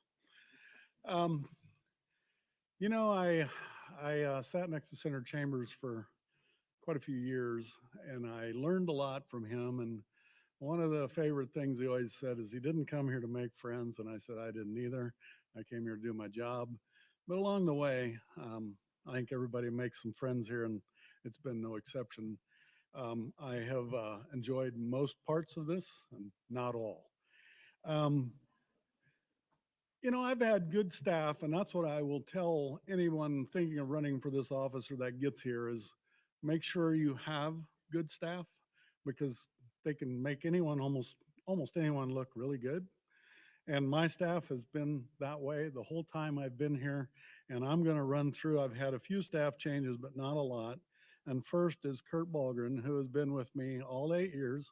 I've known him for probably 16 years when he first helped me at one point in time run for office. And I've always appreciated working with him and his sense of humor. And that first couple of years, Barb Lococo was also with me and very much enjoyed her advice and her long tenure here in helping me get started. It was awesome, really. I mean, it was having two experienced staff here really sets the stage for where you go. After that, I'm just going to go down in no particular order, really. It's Tip O'Neill. I think most of you have met him. He did look like Tip O'Neill. The other one, he does have a picture of himself in the office that way. Elise Hubbard, she was one of my sweetest committee clerks. And when I first met her, she is, I think, a retired English professor from the university, and she was one tough lady. Sally Schultz, the woman that knows everything, she has been my committee clerk now at the end, and she has been great. Mike Hibble, he has worked for me twice. He had to quit in the middle and go work for the Public Service Commission and get that fixed. And then he wanted to make sure I finished out without messing up. So he came back and helped me out to finish up. And Andrew Vinton, I think I see him sitting up there. He helped me out great. And as a young man, he is going to go places. What a smart guy. And I think he's going to do well longer term. One other person, Audrey Vaught, good friend, my treasurer forever, has always kept me out of trouble. Appreciate everything she's done for me. And obviously, my family. And Nancy, I will finally quit. I promise. And I'll spend more time at home. My oldest daughter, Shannon, and her daughter, Zoe. She's my princess. My daughter, Tiffany, and my son, Neil, and my one other daughter didn't get to come today, but she's been here quite a bit. So I do appreciate everything. The one thing I'll say that I always felt that I represented District 34. I've always represented rural Nebraska, but I've also looked what is best for the state. And I hope down the road, we have done a lot of things for North Omaha and South Omaha, and I really hope, I really do, that succeeds. I hope that that's the answer. And then I hope that we look at rural Nebraska and try to get some growth there. Because longer term, that's what's going to make this state successful. A lot of people can look to us as an example, and I think we're a place that people can come to. Anyone. We can work together. I have carried bills for Omaha, but we've got to think of the whole state when we're doing things. And I think this place is nonpartisan. A lot of us voted our beliefs, and always politics is injected, but truly we vote our beliefs and how we feel. I have always tried to do that. There's only a couple of votes in this whole 8 years where I've struggled with how I was going to vote. Otherwise, I've been a pretty black and white guy, and maybe I've been committed too strongly sometimes, but I have never struggled with votes. I've always felt that I represented my district. I hope I have. I want to thank the district, all of Hamilton, Merrick, Nansen, part of Hall counties for supporting me my 8 years and making sure I didn't have an opponent. That always makes things a lot easier. But again, I do believe that this body is capable of doing great things every year, not just in short sessions, not just when we have money. And that's one thing I think overall is that I have always thought I was a conservative, and I did not like spending as much money as we spent this year. I really didn't. And I hope it does good things for the state, but I think our taxpayers are going to appreciate the tax breaks we've given, the property tax, the income tax, Social Security tax. I do think they'll appreciate that, but it took a lot of time and an effort to get there, and we're not done. And no, we still haven't got enough property tax relief. With that, I appreciate, and I will miss this place at times, but otherwise I'm going to spend a lot of time at home. Thank you.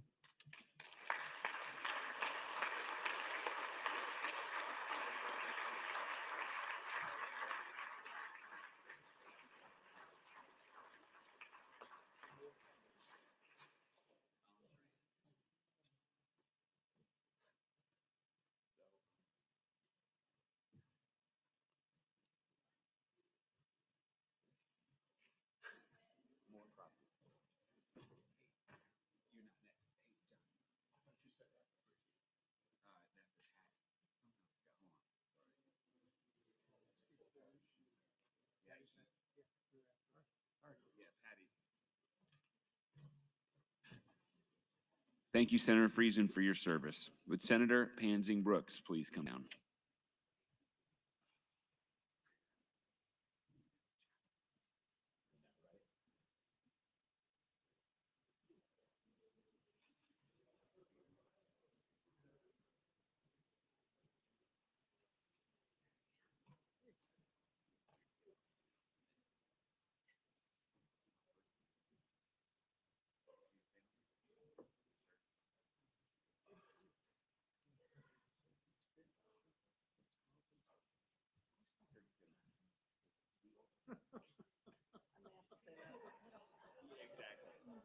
And Rita's here too. Am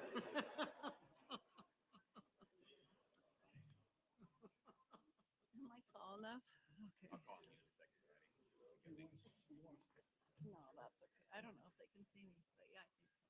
Hey, Patty, you ready to go? You good? All right.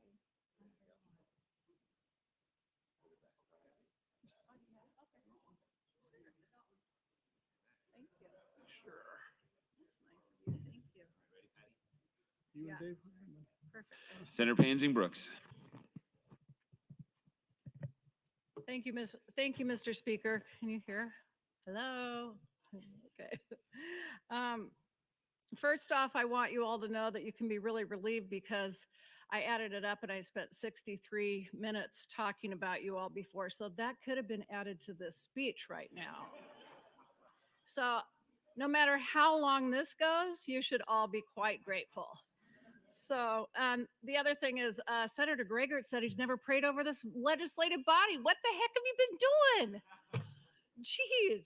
Okay, start it now, okay? Please. I've been praying over the body a lot.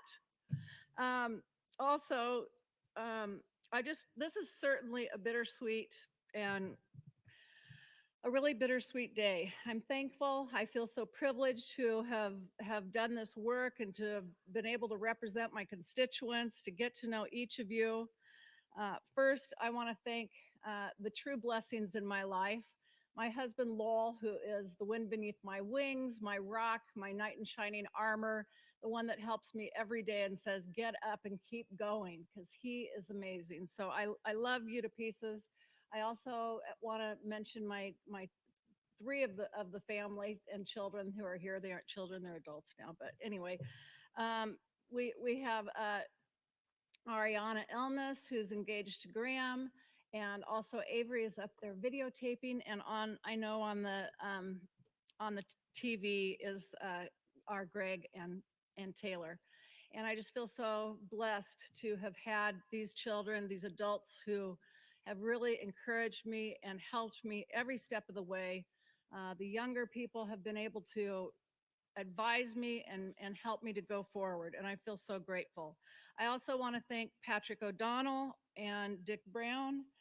You've both been amazing, and Brandon for helping us maneuver through all this. I told Patrick that I actually did last night write a song to the 12 Days of Christmas about the legislature. The fifth one was not another filibuster. So, and I was going to bring my guitar and do it, but just so Patrick didn't have a complete heart attack, I did not do that today. Also, I want to thank Carol and Diana, who've been so amazing, and Jenny and Vicky and Kitty, whom we miss like crazy, who took care of all the pages, and the staff and the committees and all of our offices. Really, you all make us so much better, and I want to thank you, and the pages as well. So I also want to thank my incredible staff that I've had through the years. First, it was Anna Eichholt and Adele Burke, and Anna really helped me get up to speed right away, so I felt like I had a better handle on what I was doing in the legislature. And then they went on to other jobs, and Chris Tribish followed up, and he has been my rock and my right hand. He can write in my voice better than anyone, and I don't know how I would have done any of it without him. And Billy Stock, who knows everybody in this whole building, and everyone loves him. Tanner DeBoer and Kenna Bancroft filled in then once we moved on, and people went on to other jobs. So, and they've done a great job filling in with that, and I can't thank them enough. So to my constituents, I am so honored to have been elected to represent you. I hope that you continue to see the value, Nebraskans, and to my constituents in LD 28, of this nonpartisan legislature, of the fact that we are a unicameral. We are a small gem in the middle of this country, able to get more done than any other legislature in the country. We are about people and not parties, and I think that's what's so important. And most Nebraskans don't live in a partisan prism. I also want to thank two people whom I've been privileged to work with and who really made an impact on my life in this body. And one is Judy Goshkabosh, the executive director of the Indian Commission. She really helped me on a number of the Native issues. She's bright, foresightful, creative, really passionate about our First Peoples needs. And also Senator Chambers. What a joy it was to be able to serve with him, and what an honor. I know each of us learned a lot from Senator Chambers, and I feel fortunate to have had 6 years with him. I have 3 pieces of advice that I've learned here, basically. Besides kindness in your voice, which I have on my podium, and Dan Quick, one of the nicest guys that served in the legislature, wrote over at meanness in your voice. But anyway, some of the things I've learned here, number one, is to be ready to forgive and move on. I learned that the first year when Senator Moorfield brought the LGBTQ plus bill, and I prioritized it. And I was so distraught because of my son, because of the people I know working in this building, because of the people I love that embrace me and are so kind. And that was really destructive to me. But the very next bill was about licenses for the Dreamers.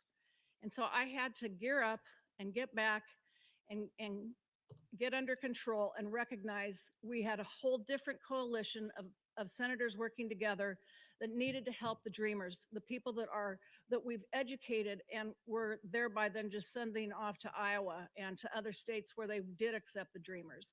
So instead, we geared up and we got that bill passed. So again, at that point, my son said, reset your expectations for some of this group, Mom. And I'm like, okay, good point.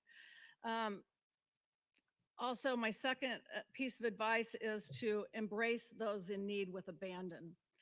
I think that it's important because, you know, when the stores closed in White Clay, that did not take a bill that any of us passed.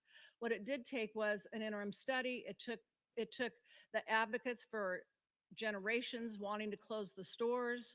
But then we started looking through the laws and recognized that one of the triggers for the licenses in the liquor stores was that they had to have enough law enforcement. So we had an interim hearing. This is what you can do in this body, how you can be creative and think of a difference. And we had people helping, and we had an interim study on police and law enforcement up in the area of Sheridan County and including White Clay. And people came, public officials came and talked to the people at the hearing and said, no, we don't have enough law enforcement, thinking, of course, that they'd get more money from the state for law enforcement. What they actually did was trigger the Liquor Control Commission laws that said you must have law enforcement or your licenses will not be renewed. So I tell you that story so that you can remember what's important is to be creative, figure out how to help people with abandon and to do it creatively and figure out the best way. I didn't need to bring a bill on that. We had a study, and 2 weeks after that, the licenses were not renewed, and the Supreme Court ruled that they were not going to be renewed. So, and finally, let's see, I have a third piece of advice. Oh, be persistent. And that's because I've fought for counsel for kids in Nebraska ever since I got in this body and found out we didn't have lawyers for kids automatically across the state in this for Nebraska kids. To me, that was one of the most heartrending things that I learned when I first got here. And I had to bring it back year after year and work with the people who were fighting most ardently against this until we finally got it passed. And people know that it's a Supreme Court law. So we passed it. And I just want everybody to feel persistent. Don't give up. And with that, I want to read you one last thing that is one of my favorite quotes. It's called, You Were Made for This. And it's by Clarissa Pinkola Estes. She's an author, educator, and philosopher. Ours is not the task of fixing the entire world all at once, but of stretching out to mend the part of the world that is within our reach. Any small, calm thing that one soul can do to help another soul, to assist some portion of this poor, suffering world, will help immensely. It is not given to us to know which acts or by whom will cause the critical mass to tip toward an enduring good. What is needed for dramatic change is an accumulation of acts, adding to, adding more, continuing. We know that it does not take everyone on this earth to bring justice and peace, but only a determined small group who will not give up during the first, second, or 100th gale. One of the most calming and powerful actions you can do to intervene in a stormy world is to stand up and show your soul. Soul on deck, shines like gold in dark times. The light of the soul throws sparks, can send up flares, build signal fires, causes proper matter to catch fire. To display the lantern of soul in shadowy times like these, to be fierce and to show mercy toward others, both are acts of immense bravery and greatest necessity. Struggling souls catch light from other souls who are fully lit and willing to show it. If you would help to calm the tumult, this is one of the strongest things you can do. There will always be times when you feel discouraged. I too have felt despair many times in my life, but I do not keep a chair for it. I will not entertain it. I will not allow it to eat from my plate. In that spirit, I hope you will write this on your wall. When a great ship is in harbor and moored, it is safe. There can be no doubt. But that is not what the great ships were built for. And that is not what any one of us were built for either. My love and blessings go to each of you. Thank you from the bottom of my heart for this blessed, wonderful opportunity.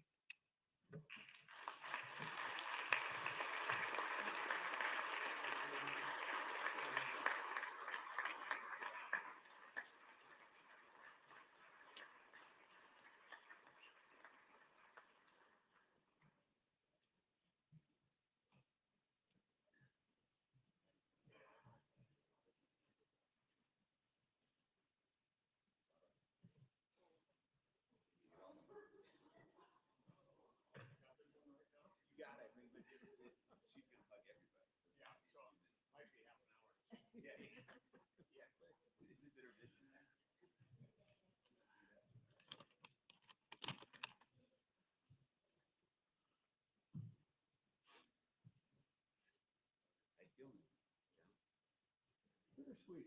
Yeah, good word for it. Yeah. Hopefully more sweet than bitter. Yeah. No, it's been the capstone. Can you believe that? 8 years? 8 years. I see the pictures of when your And you know, first the year. pictures Young. change over 8 years. Have you noticed? We age like crazy here. It's incredible. You're a young pup back then. Yeah. I look at that.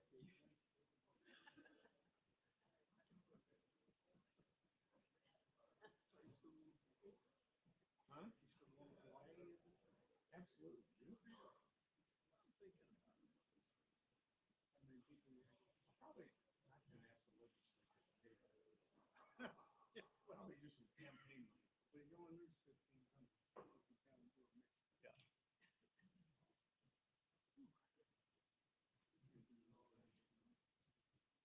Yeah. I'll probably go. Yeah.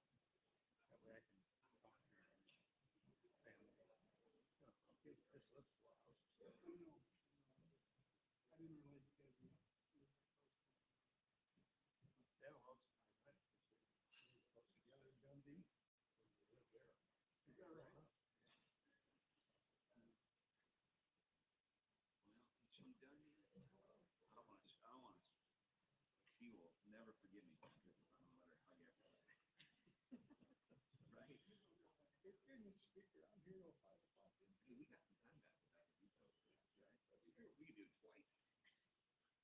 Patrick, you want to make some remarks? John, are you ready to go? Thank you for your service, Senator Pansing Brooks. Senator McAllister, you are recognized. Pat, have you finished hugging everybody yet?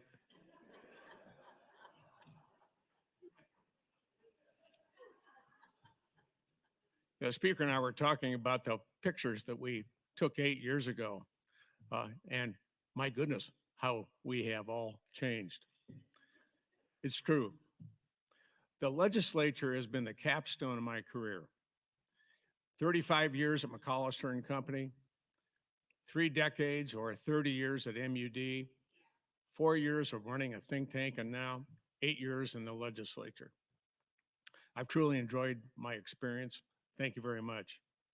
When people ask me why I was willing to work for $12,000 a year, mere peanuts, I tell them the psychic income was enormous.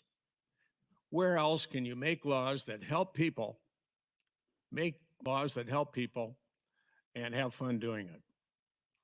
What else about the job? Knocking on 20,000 doors getting bitten, peed on, falling through a porch, and chased by turkeys. I mean, that's all part of this job, and we know it. The practice of politics is an art. Play it well and you're successful. Other times you fail. Unless your name is Colderman, sometimes you fail and sometimes you succeed. He always wins. Some advice. Don't allow partisan bickering to consume this place. We have seen the cancer it causes, and the rancor just isn't productive to our unicameral. It's important to maintain collegiality and not hold personal grudges. Vote for a bill on its merits, not the position of the party. We have painfully seen the partisanship does to government in Washington and other states. Let's be sure and hold the vision of George Norris of this place in our hearts. Lastly, compromise isn't a dirty word. It's the stuff of successful lawmaking. Meeting a 30 or a 33 vote threshold means compromise is essential. And in the process, hard edges are rounded. I do need to make some thanks as well. First, I need to thank John Lowe, Senator John Lowe, and Senator Pansing Brooks for the candy jars they have on their desk. The candy, along with the lobbyists, I've been gaining 10 pounds since I came into session 8 years ago. I think we've all gained a few pounds as well. I need to thank a few other folks as well. My staff, Justin, Will, Sherry Geyer, who was with me for 6 years, helped me stay out of trouble. And I'm thankful for that. And when I get lonely for you all, I'll go down in that west hallway in the first floor and look at that composite of us all, because you're all there. And I know that the good memories will flow. You've all touched my life in one way or other. Thank you, friends. Thank you, friends all, for the late nights, the good times, and the outstanding discussions. I'm grateful for my time in this legislature and the time I had with you here. Thank you.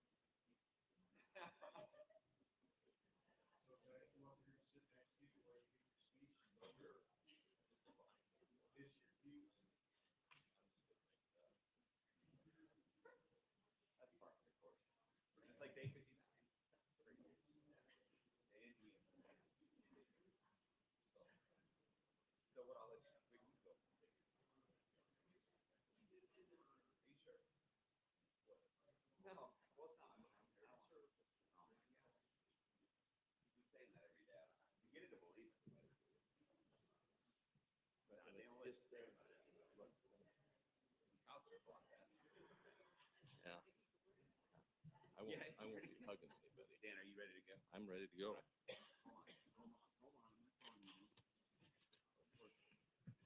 Thank you for your service, Senator McAllister. Senator Hughes, you are recognized. Thank you, Mr. President. Colleagues, as I've started most of my speeches on the floor, I'll be brief. First off, I want to thank my wife and kids who are here today. Underneath the north balcony, my son Tyler, my daughter Ashley, got two sons, Easton and Nolan.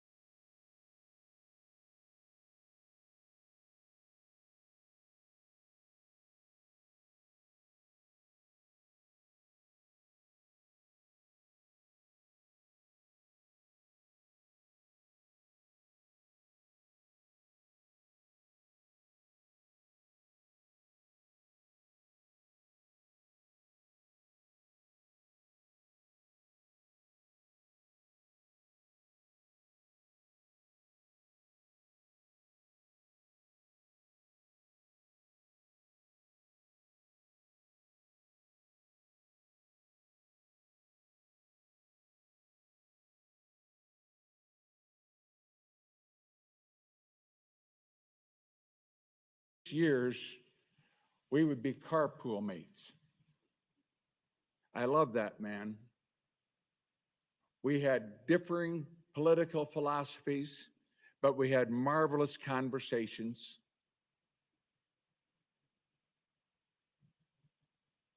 We had some days after critical votes when we'd been on the opposite end. It was pretty silent in the car. But by the time we got back to the Platte River, we were visiting again. Rick's had a hard time since leaving this body. Just last week, he's had his 5th surgery on his left hip. I'd like us all to pray for Rick that he can get back to living the life that he really wanted, that he thought about in retirement. The second person I met with, another long-term friend, that Senator Lathrop so eloquently recognized this morning, with a friend, Brad Ashford.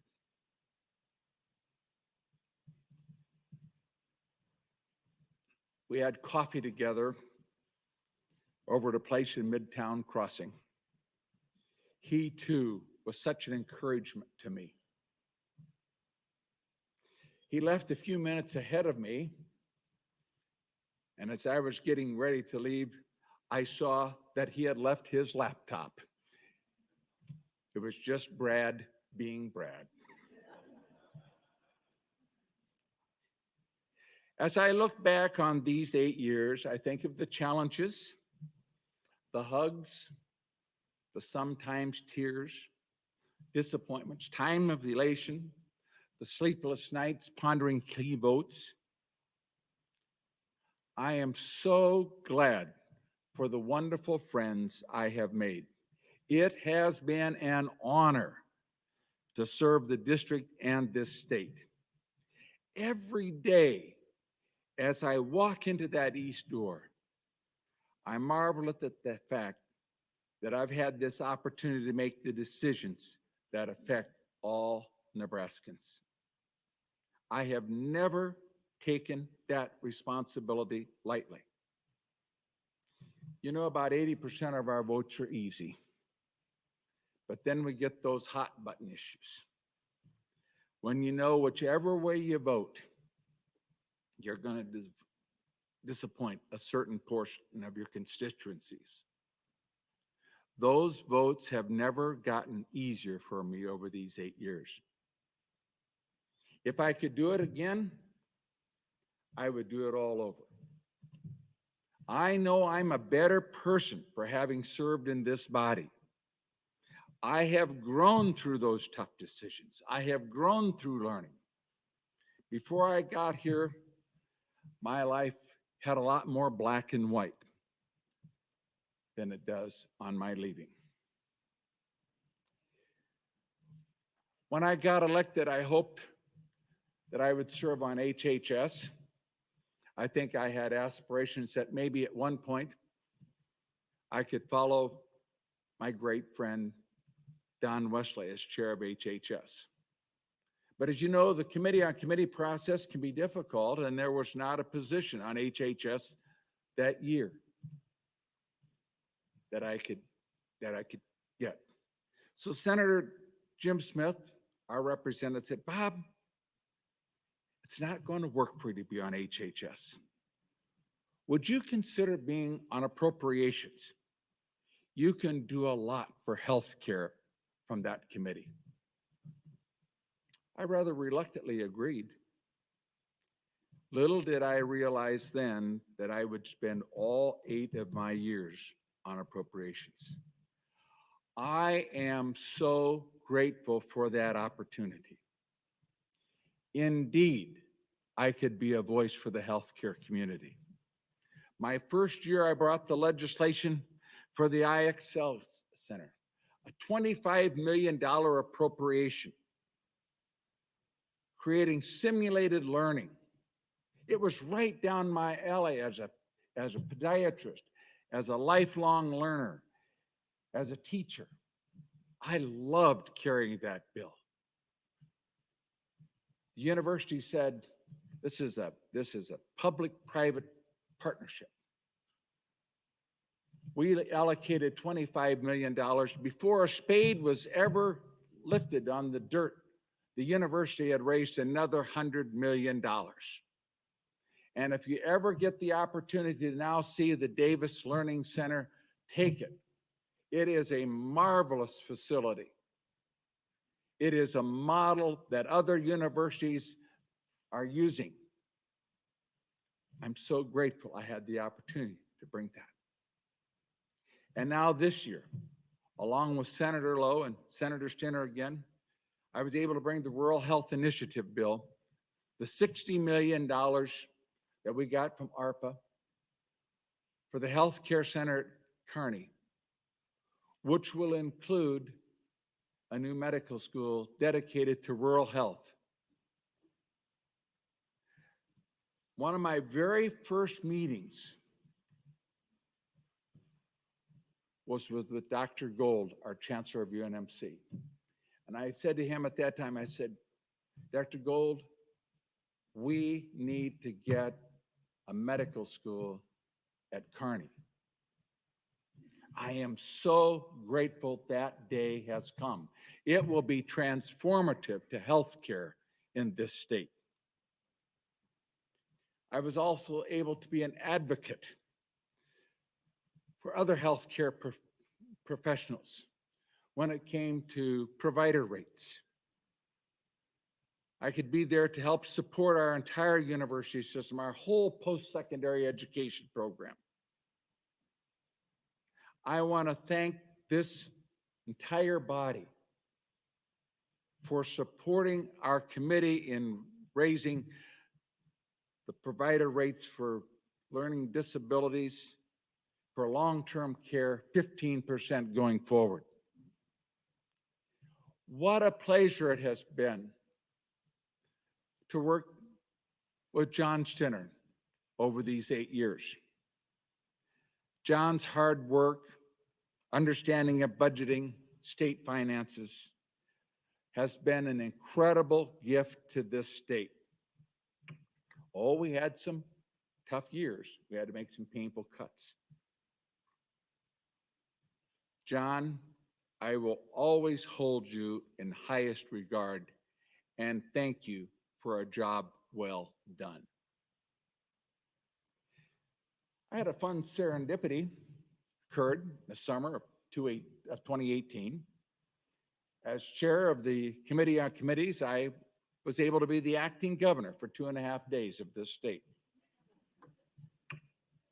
I came down to the office to be available, just in case. I spent most of my time in the office praying that there would be no tragedies, no storms, no violence, and my prayers were answered. But it gave me the opportunity to grant all of my grandchildren admiralships into the Nebraska Navy, along with numerous friends and colleagues. That was a wonderful opportunity, a memory I will cherish the rest of my life. The acting governor of my state. And I didn't have to endure one attack at Senator Blood or Senator Lindstrom.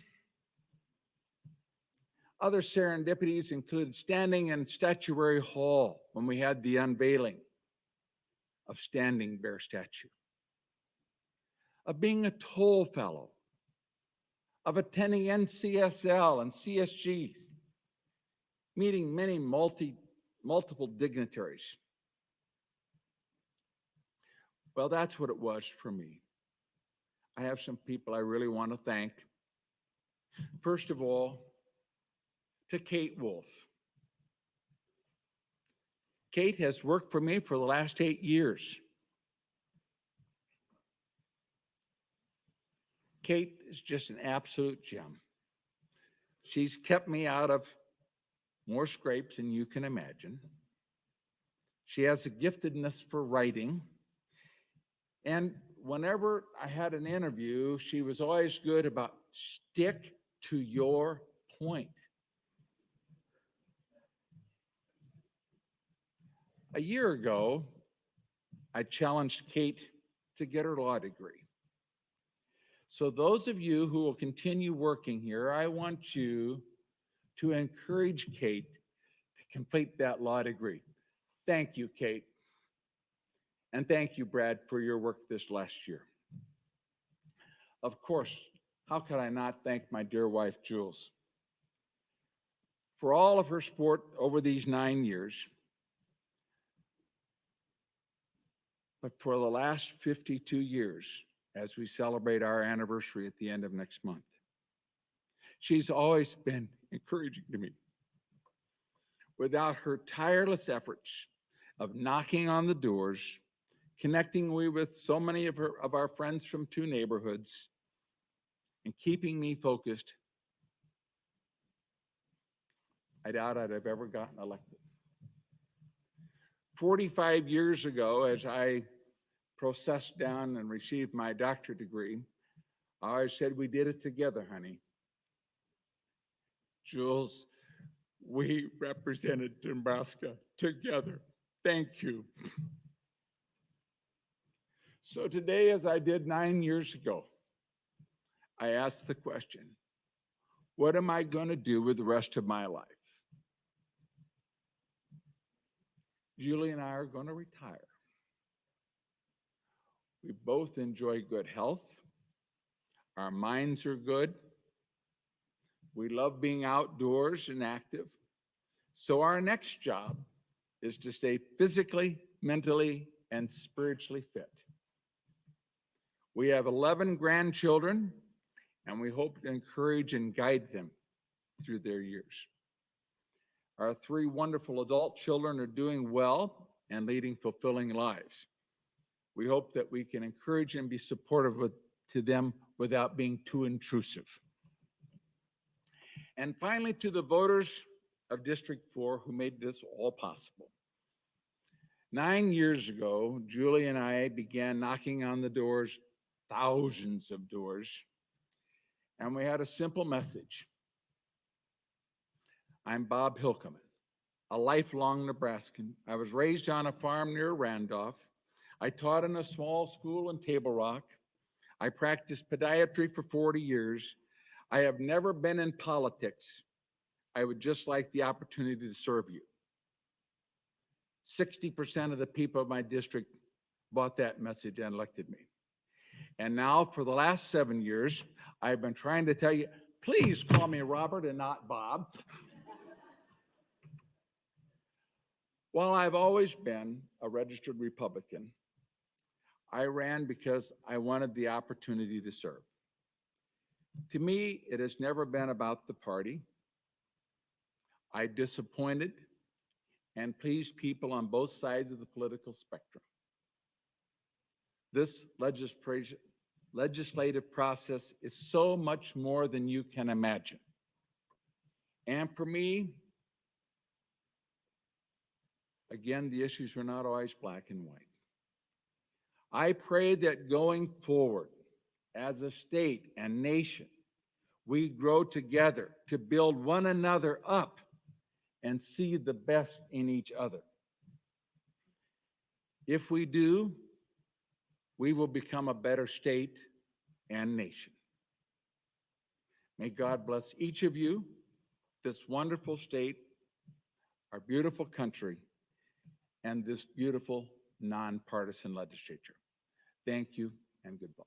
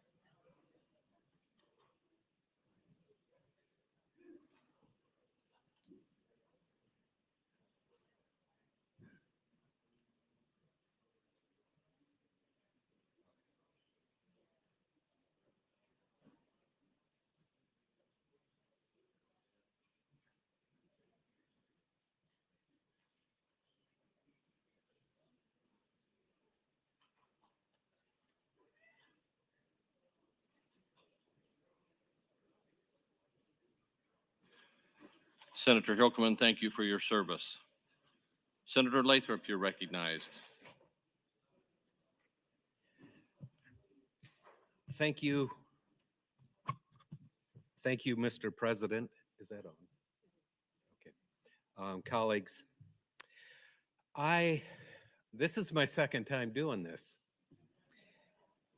The first time, 8 years ago, I stood up here with no notes, came up here and blubbered about the institution and how much I loved everybody, and barely got through it. Today, I thought about this on the way down. By the way, I do have some notes, so hopefully I'm not going to stand up here and blubber my way through this. But I was listening to the one thing about being the ninth person to do this, you get to hear other people's speeches. And I thought Senator Hansen made a great point, which is there are a lot of things I'd like to say about the institution, how much I love the institution, offer advice. You've already heard it, so I'll skip that part. I do have a lot of people to thank, and I do want to express what a great honor it's been to serve in this body for 12 years. For me, being a practicing lawyer has been a great honor.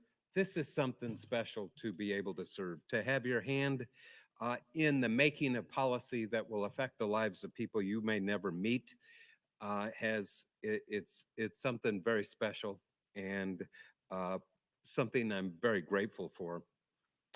I'm grateful for a lot of things today, grateful for a lot of things and for a lot of people in my life. Those people, so the voters in District 20 sent me down here 3 different times. And to me, it's sort of marvelous, you know, that I'd knock some doors and talk to some people in LD 12 and for them to check the box next to your name on the ballot and send you down here and trust you to speak for their district is a great honor, and I feel very blessed by that opportunity. When I got here, you heard me speak this morning. There are a lot of people that I've served with in this body over 12 years. Some of them were people who were sort of pre-term limit. Wonderful mentors that I had, Brad being one of them, but not just Brad, a lot of people. I served with Ron Rakes and Pat Engel and a whole bunch of other people who really were passing the culture of the nonpartisan unicameral down to those of us that showed up in 2007. I'm incredibly grateful for their example, for their mentorship, and for showing us and teaching us the culture and the unwritten rules of the unicameral. I have been, and you may have heard me say this over the years, I feel like I've been the luckiest senator that's ever served with the staff. We've recognized a lot of great staff, and many of them are friends, but that notwithstanding, I have been blessed with some of the most wonderful people to serve Legislative District 12 and in my office. Because I did this for 12 years, there's a lot of names here. So it's not because I was hard on staff, but because, and I don't see anybody jumping out of their chair over there to disagree with that. I had administrative assistants. Chris Chapek was my first one. Kate Wolf, who we talked about earlier, or Senator Hilkeman did. Kate was an AA for me. Paige Hutchinson, Dan Jenkins, Samantha Chavez, and Isela Gutierrez. Wonderful people committed to the work we do in that office and to the people of District 12. Legislative assistants. I only went through 3 of those. Sean Harding, who was my first legislative assistant, or my first legislative assistant and my last, he came back. In the meantime, Doug Kobernick was my legislative assistant for 6 years when I was over in Business and Labor, and Zach Pluhacek before Sean. I had 3 lawyers that worked for me, and that's kind of a special thing for me as a lawyer, to have lawyers that work for me and to be able to lawyer talk in the office, if you will.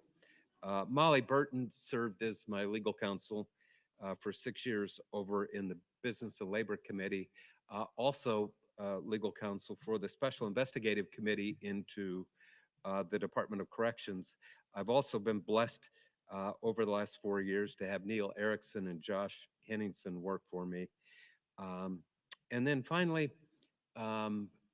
when I became chair of the Judiciary Committee, which itself was a great honor, I inherited a committee clerk, Lori Vollertson, who is, I don't know who the next chair of the Judiciary Committee is, but she kind of comes with the office. She has 30 years in service. She has stories going back to Kermit Brashear and many others in the meantime. Lori is the one that makes sure everything's done properly. The rest of us are just kind of flying by the seat of our pants sometimes. But Lori's terrific, and I appreciate your service, Lori.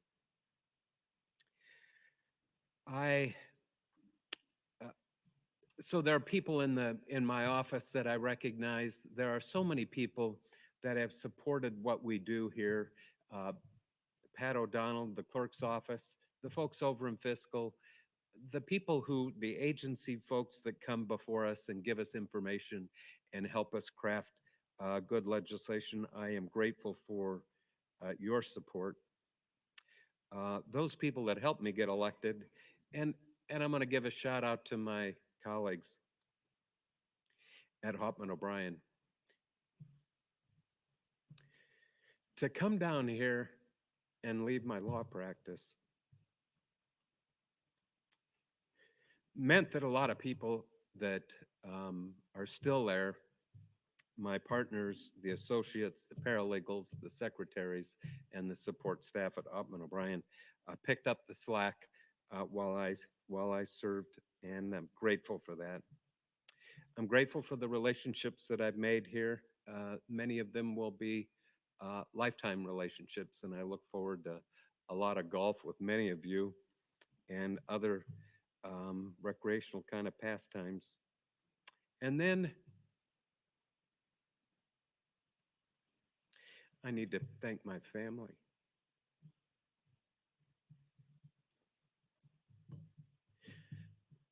When I came down here the first time, I was 48 years old. I still had kids at home, and I missed a few baseball games and dance recitals and one thing and another, the kind of sacrifices we all make when we come down here. I so appreciate the sacrifice family makes so that we can come down here and serve. And then in August, I got married to a terrific lady who spent the first several months of our marriage married to a state senator. And it may not surprise you to know that when I leave here, I don't exactly leave everything here, and some of it comes home with me, and I'm not always fully present, I'm told. I appreciate that. I think we all appreciate that, the sacrifice that our families and our spouses and the people we love make so that we can serve. And even when you get home, sometimes it's still on your mind, you're still taking phone calls. And I just want to express my deepest appreciation to my kids. I have grandchildren now. I'm looking forward to spending more time with them anyway. Thank you all so very, very much for the privilege and the friendship.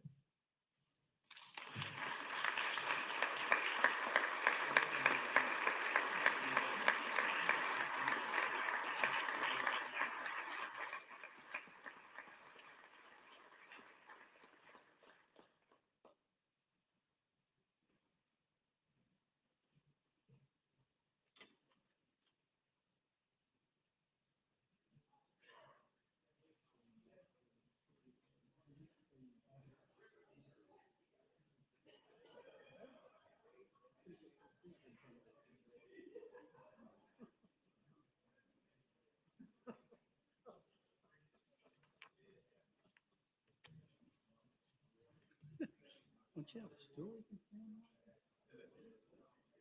Don't think so.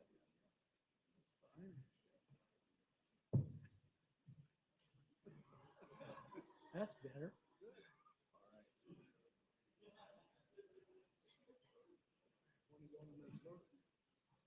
Tomorrow.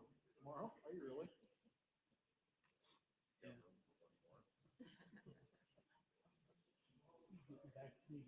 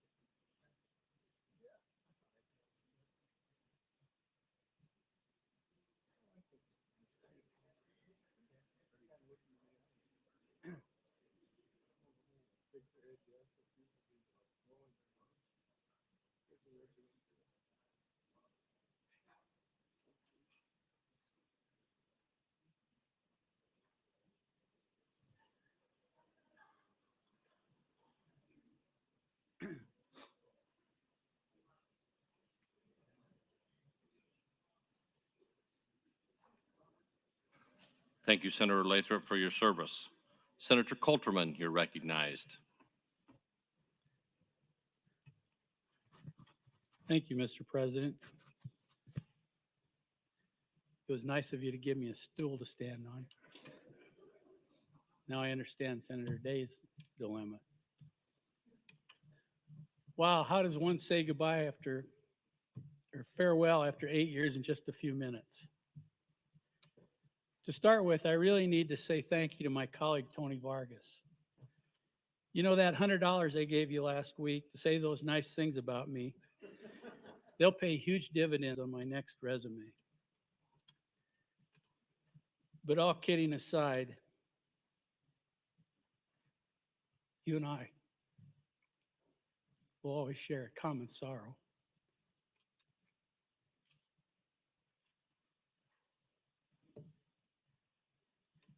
You lost your wonderful dad.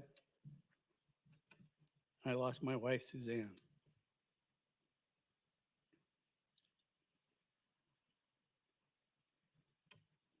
They were role models and have been and continue to be very much a part of our common successes. So thank you, Tony. We're all one big family here at the legislature. I believe together we make things happen. Senators, I have enjoyed serving with each and every one of you. Our staffs are our lifeline. Kenny Zoller, Joe Newhouse, David Slattery, Todd Wilchin. They were all LAs for me. They all got promoted, so I had to find somebody else. Katie Quintero, Tyler Mahood, Kate Allen. You've all been terrific associates for me and made me successful. Without the 7 of these individuals, my life would have been very difficult. You're 7 rock stars to me. And Guido, also known as Kate Allen, your legal advice will be missed, but you've helped navigate the retirement systems for many years, and I believe we're leaving all the plans in great shape. To the legislative staff, Patrick and your team, thank you for all you do to keep this organization sailing in the right direction. You are all true professionals and wonderful people. To the lobby and the press, continue to push for quality legislation and accurate reporting. You've all been a pleasure to work with, and you all serve a great purpose in this state. To my constituents in District 24, I'd like to say thank you for giving me the opportunity to serve you the last 8 years and trusting me to use my independent judgment in my votes. To my mom who's watching, my mother-in-law who's watching, Margaret Brink, a constituent, Rick Endicott, Don Anderson, who calls me every morning, my siblings, my in-laws, Michelle. You're my go-to people who help keep me informed and grounded. I will continue to need your influence and advice. Thanks for all you do for me. To my family, Jessica, Jennifer, BJ, and my grandkids.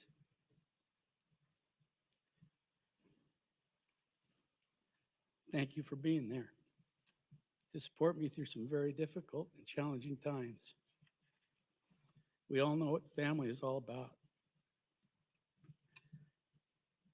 For my colleagues who are staying, my advice to you is to never quit learning.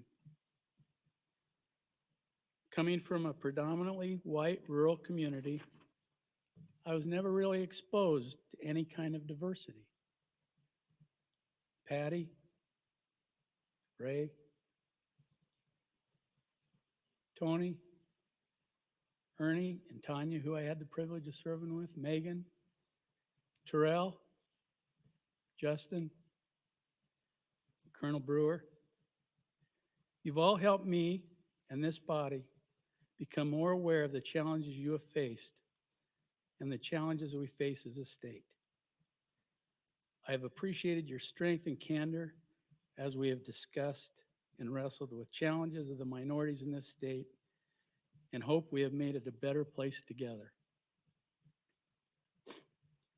Finally, I would be remiss if I didn't say something to my so-called rhino colleagues and my classmates. John McAllister, Robert Hilkeman, John Stinner, Matt Williams, and Brett Lindstrom, who's even getting called a rhino on TV. Wear that label as a badge of courage. We were elected by the people of our districts to represent all of them in a nonpartisan way. I believe George Norris would be darn proud of us. Political parties are important, but they shouldn't run our state legislature. This body needs to remain nonpartisan so all people are represented. To my two close apostle friends who get to follow me, John and Matt, thank you for being there for me through thick and thin. God bless you all. It's been an honor and a pleasure to serve this great state. Thank you very much. Thank you.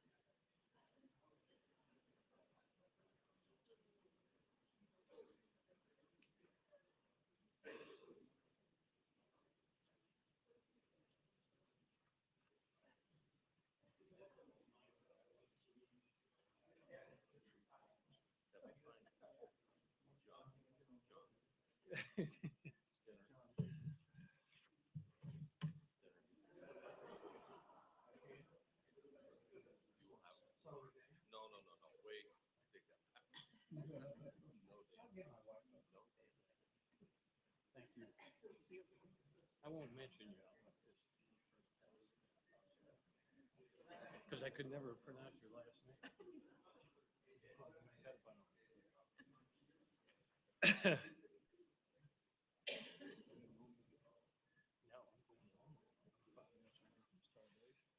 Thank you, Senator Coulterman, for your service.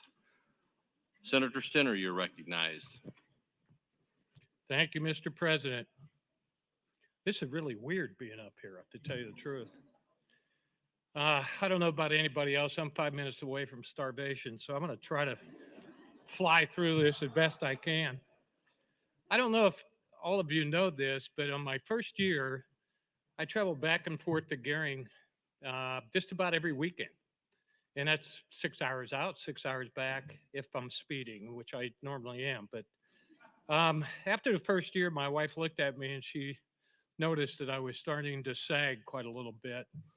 And she decided that she would end a very, very successful and outstanding career as a vocal music instructor, head of the music department at WNCC. So I do want to say thank you, Rita. I'm eternally grateful for you. It's been a 50-year interesting ride.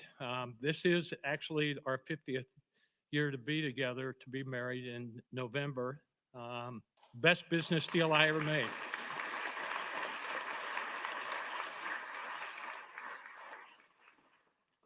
She does deserve a standing ovation. Anybody put up with me for 50 years? But I do want to give a shout out to the past and present staff, certainly the present staff who had to deal with not only a regular budget, which was the short budget season, which would have been easy except for one thing, they threw in ARPA.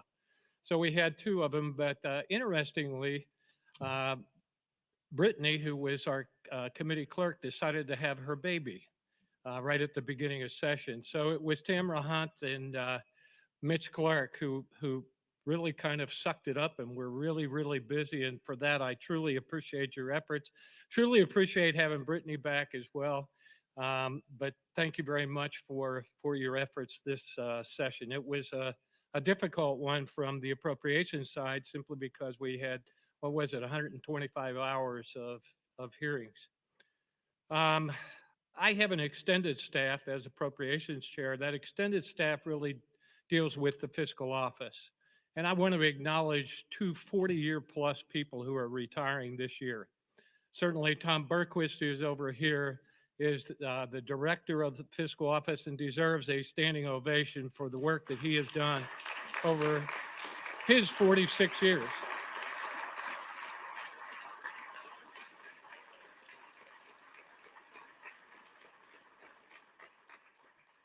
Thank you, Tom.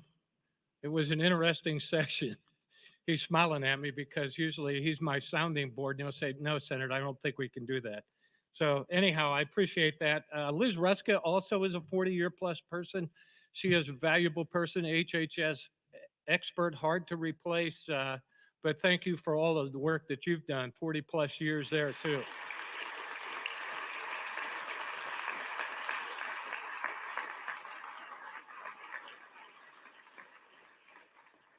I do want to thank the entire fiscal staff for all the work that they did this year. Obviously, two budgets and fiscal notes. Relatively new staff too, but they dug in and did a very, very quality job. So thank you very much for that. I can tell you from my side of things, this has been a broadening experience. Broadening from the side of how much subject material we're all kind of shoved at all at one time. I can tell you that over the first 2 years, all I did was read and pepper the old guard with a lot of questions. And after 8 years, I can tell you I'm still reading a lot and still learning quite a little bit. I think also from broadening from the side of learning the legislature and the fiscal process that we have to go through and the process of bringing legislation to the floor. That has been an enlightening process, one that I have actually pretty much enjoyed. And I'm also thankful for all the people that I've got to know. There are wonderful people that surround this legislature, certainly wonderful people who are in the legislature. I never would have had that opportunity had I stayed in Gering, Nebraska. So thank you for that. I can tell you that the first time I walked through those glass doors and I looked up and I saw my name on the board, it was a sobering experience, pretty awestruck by it. And I remember saying a little prayer to the Lord saying, please don't let me do any harm. And interestingly, 2 years ahead of that, I was elected chair of appropriations, which I don't necessarily want to thank you for, because we were, yeah, well, we started out almost $1 billion short, ended up $1.2 billion short. But I can tell you during that process, there were two guiding principles that I used. One of them was to stay fair and balanced in the approach as it related to cuts that we had to make. The second one was to do the least amount of harm. And so that there was a kind of a tricky balance in between those two things, but we did survive it. And obviously now we had $1 billion of extra money. And I, along with the committee, we took a look at this $1 billion along with the legislature, and we decided what we could do with that that would do the most good. So my message today is do the least amount of harm and the most amount of good. Thank you very much.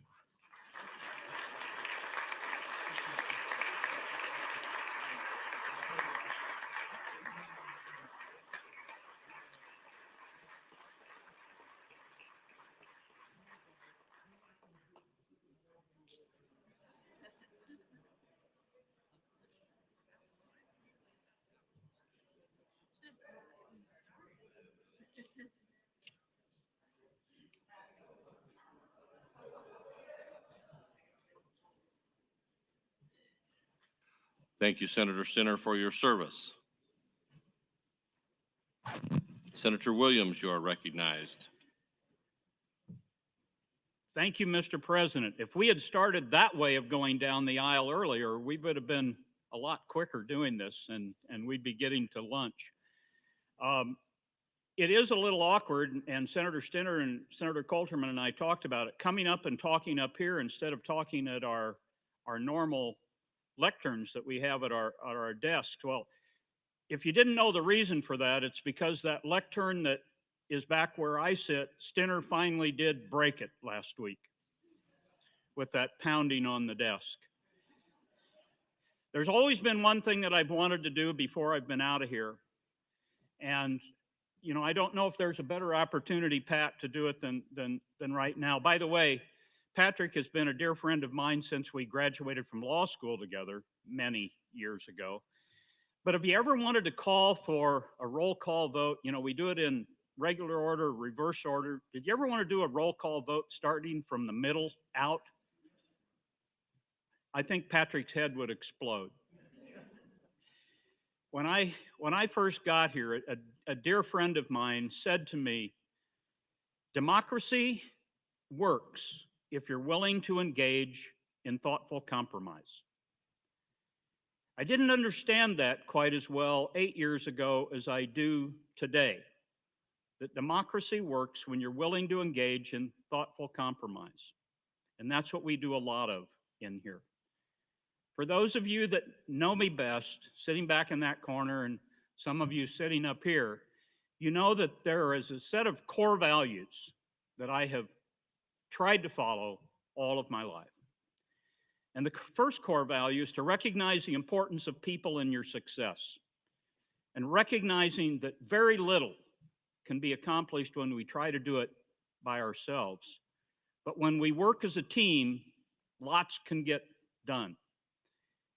I watched that work at our bank. I've watched that work with association work that I've done and across the state with economic development. And boy, have I seen that work in here. Policymaking is a team sport, and this group has participated in that very well. I've had the opportunity to have a great team here in this Capitol, starting with Jeremiah Blakey as my first LA, and I will never forget the day when I was a freshman senator sitting on Judiciary, Senator Lathrop, and there was a very sensitive issue that came up. And I walked back as I was getting ready to go down to that hearing and suggested that this shouldn't be all that hard. We'll just do what's right. And Jeremiah put his hand on my shoulder and said, "Oh, my naive freshman senator." And Jeremiah, you remember that day. I've also had Natalie Shunk from the day I walked in here till the day I will walk out, being the mother hen of our office, caring deeply about everybody, and always encouraging me and supporting me. Following Jeremiah, Dexter Schroet showed up. Hired Dexter almost the day he graduated from the University of Nebraska College of Law. Both Dexter and Jeremiah have gone on to greater and better things with Blue Cross Blue Shield and Nebraska Medical Association. And then I was fortunate enough to be elected to move to that banking office where I acquired Bill Marino, first of all. And we've honored a lot of people here today, but Bill Marino is incredibly bright, incredibly knowledgeable, has spent over 40 years in this body, and the last 35 of those have been as legal counsel to the Banking, Commerce, and Insurance Committee, and Bill is retiring at the end of this year. So let's recognize Bill Marino.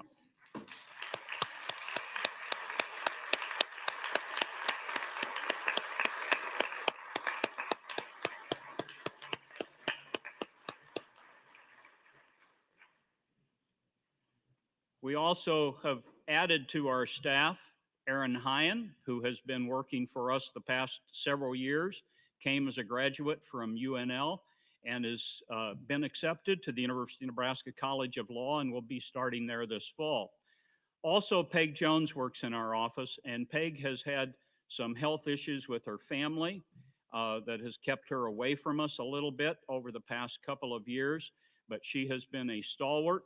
And Peg is also retiring at the end of this year. So thank you, Peg, for all you have done. I also, yeah. I also want to say a very special thank you, as we all have, to our families at home, and in my case, my work family at home at Flatwater Bank, several of who are sitting up in the balcony today, Nate, Ruthie, Mo, and Marcy sitting up there. You have been doing those things back home that are necessary, that make everything work, along with my son-in-law, Luke, who is sitting back here as president of our banking operation. Thank you for what you do. Ruthie has been my personal assistant for the past 35 years. So that has made everything work. And Ruthie, I only brought this red pen up here to let you know that my office staff over here told me now that I'm leaving, I have to bring this red pen back to Gothenburg. So she knows what I do with that red pen. I also want to say a special thank you to the lobby, and there's many of them sitting around here today. The importance that they have been to me, the friendships, the help with so many things, we deeply appreciate that. And finally, to my family, who many of here today, son Robert and his wife Meredith, and Reed and Joelle and Lila sitting up in the balcony over here, my son-in-law Luke sitting in the back, my granddaughter Ainsley and her friend Adam Cole were here, and she actually had to leave and go back to class. And especially to Susan. And there's been a lot of people that have been married a long time. And I got married when I was 12. We will be celebrating our 53rd wedding anniversary in August. So,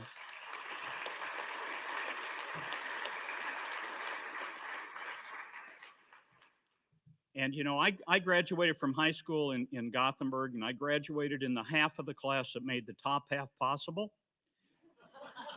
You got that?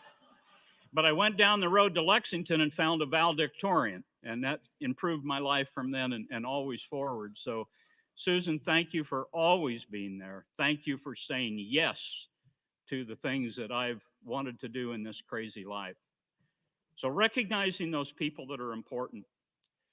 Second core value is conducting yourself with a sense of responsibility. And it's pretty simple, it's just doing what's right. And we come in here as freshman senators, not recognizing that at the end of the day, on all these difficult issues that we deal with, we got a red button and we got a green button. And that's all there is. There's no maybe button. There's no nuance button. And we don't end up making decisions because they're popular. We don't make decisions because they're easy. We make them simply because they're right. I got asked a couple of weeks ago by a reporter on my weekly radio shows that we have done consistently for these 8 years, what are you most proud of during your 8 years? And I think he thought the answer was going to be, is there a piece of legislation that you're most proud of? Well, for me, what I'm most proud of is that I've never sacrificed my character while I've been here. And I think that's important, and I appreciate that from all the members in here. Never sacrificing doing that part of it. Third core value is always striving for improvement, striving to do better. And I think human beings are really interesting that when we go to bed at night, we wake up tomorrow morning wanting to do it again and doing it just a little better than we did it the day before. About 12 years ago, I was getting ready to jump on an airplane to fly to Florida to speak to a group of bankers down there, and my wife gave me a book that was written by a dear friend of mine, doctor of psychology, that in this book made the conclusion, which I agree with, by the way, that humans will only react in one of three ways when faced with adversity. You got three choices as a human when you're faced with adversity. You're either going to quit, you're going to blame, or you're going to step up and accept the responsibility of working together for positive change. And I think you know me, and I know most of you very well in here. And even though we have disagreed oftentimes on issues, nobody's quit and gone home. Yes, sometimes we've blamed, and we recognize it's never done us any good when we do that. And at the end of the day, there's only one choice, and that's stepping up and accepting the responsibility of working together for positive change. As we think about and reflect back on these years, there's much that we have done. But I don't know about you, I'd rather worry about the future than reminisce about the past. So if there's one last parting remark that I would have, it's to encourage each one of us to not let our memories of the past be more important than our dreams for the future. And I choose to dream big. And I challenge each one of us to dream big. To the apostles, I've never had better friends. Never will. You're my rocks. Thank you. And today, for the last time, will get to say, thank you, Mr. President.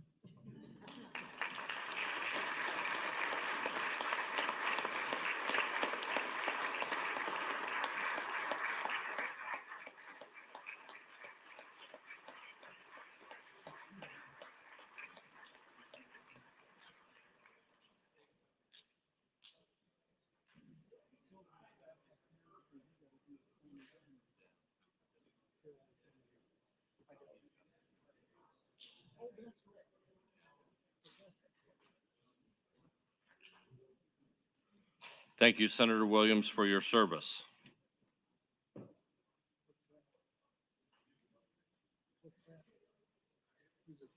Speaker Hilgers, you're recognized. Thank you, Mr. President. Good afternoon, colleagues. Thank you for everyone, all the departing senators, for those amazing remarks. I know I speak for all the remaining senators. Thank you for your service. Thank you for your friendship. Thank you for your teamwork. Thank you for all that you've done for me and for the body and for the state of Nebraska during your service here in the Nebraska Unicameral. I understand Senator Stinner needs to get to Omaha and eat lunch, and I'm the last thing between here and there, and so I will try to be as brief as I can. One of the things as Speaker that is really a great honor is the ability at the end of session when we adjourn sine die to give thanks to so many people who mean so much to the successful functioning of this body. And so I'm going to do that, and I'm not going to ask you to hold your applause. This is an important moment for all of us to show appreciation for all the people that have done so much great work. I'm going to go through the list, and please join me as we go through this list and give thanks to these wonderful people. First, our clerk, Patrick O'Donnell, and his assistant clerks, Dick Brown and Brandon Metzler.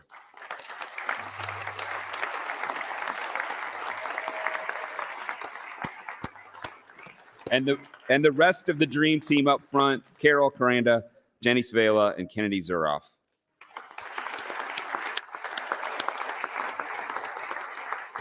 Please join me in thanking our wonderful pages.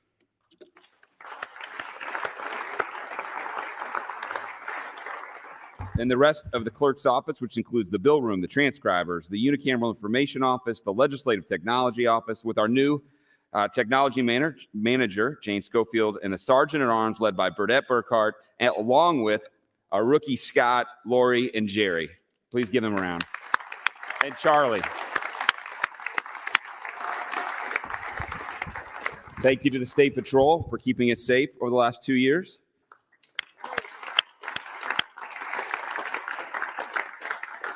I want to thank all of our division directors who have done such amazing work, starting with the fiscal office, Tom Berquist, 46 years of amazing service to the state. Our revisor's office, led by Marcia McClurg. This is a special one if you could remain standing. Diane Nicolite, after 40 years serving the state of Nebraska, is retiring this year. If we could, and she's been, as you know, in the accounting and budget office, if we could give her a very warm round of applause.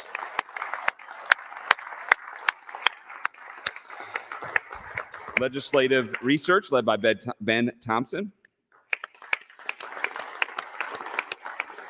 Legislative performance audit division led by Martha Carter.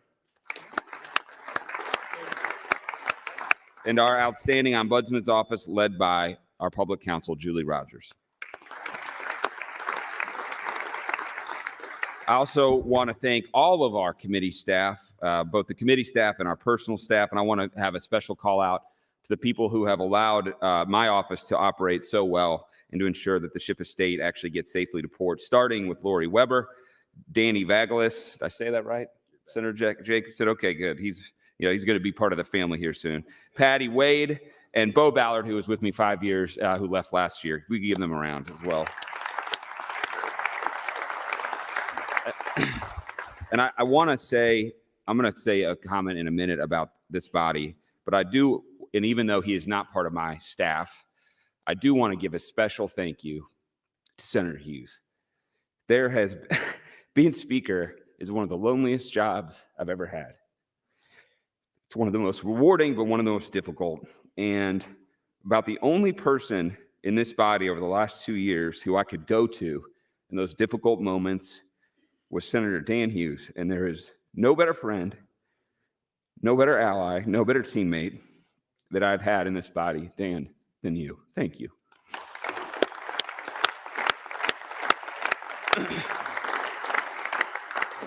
And with less emotion, I would like to thank the Nebraska Public Media for their gavel-to-gavel coverage of the state legislature.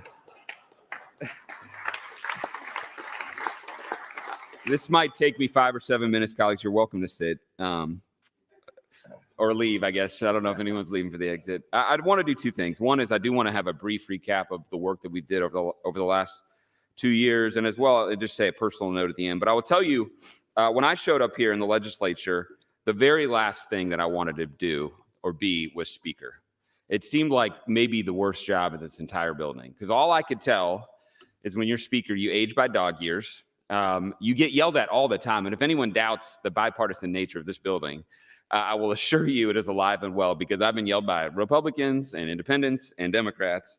And you really take your eye off the policy ball. That's what I perceived. I didn't want to be speaker. But as the sun rose on the 107th legislature, I was excited to play this role. And the reason I was excited was because of you. Because we have 48 outstanding Nebraskans, 48 people channeling the voices of their district, people who have a track record of success, people who wanted to swing big, people who wanted to do great things and work together. I tried to do this job because of you. And as we look at our successes of the 107th legislature, and when we started, I was confident that we would have one of the best and most historic sessions that this body has ever had. And I didn't know how it was going to play out, but I can know sitting here today that what we set out to accomplish, we have had one of the best sessions in state history, and it is because of the 48 of you. And so if you could give, we have applauded everyone else, rightfully. But colleagues, the work we have done and the successes we have had is because all of you. And I want to give you a round of applause for the work you've done over the last 2 years.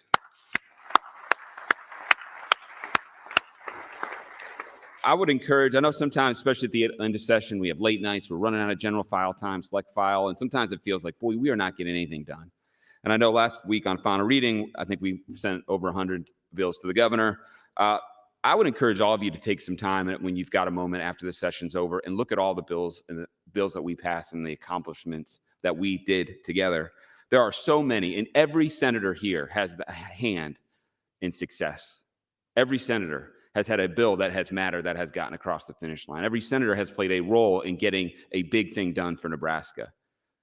It was very fulfilling for me to go through the list of successes that you had these last 2 years. And I'm only going to name a few. There's such a long list, but I think there's a few that are worth highlighting. But I would recommend you take the time. And when you ask yourself, was it worth it to be here? I think the answer you will find is yes. So when I start on some of the big things that we accomplished, everyone might have a different order. I'm going to start with maybe one of the last bills that we passed, which is our tax cuts, in not just 873, LB 310, which is Senator Clement's priority bill to cut inheritance tax, Senator Albright's ethanol tax credit, as well as Senator McKinney's work to cut taxes on hygiene products. Colleagues, with the leadership of, for my money, the greatest chair of revenue this body has ever had, Senator Linehan, and her outstanding committee, we had the greatest year in state history giving money back to taxpayers.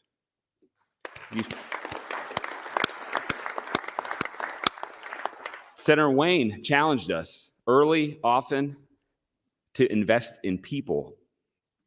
Senator Wayne, I couldn't be more proud of the process of the last 60 days, the work you did, the imagination, ingenuity, grit, and I couldn't be more excited for what I think might be one of the most transformational investments this state has ever had. LB 1024 and the state of Nebraska's commitment to North Omaha, in my opinion, will be one of the greatest achievements this body has ever achieved. I'm grateful for your leadership, Senator Wayne, and for this body for getting it across the finish line. Thank you.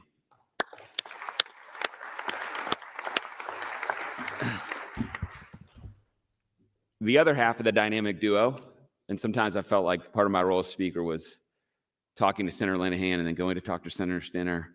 But I will tell you, my job as speaker is made a whole lot easier when I've got two titans in the game heading two of the most important committees in revenue and appropriations. Because not only did I have the best revenue chair in state history, there is no doubt in my mind that we had the best appropriations chair this state has ever seen in Senator Stinner.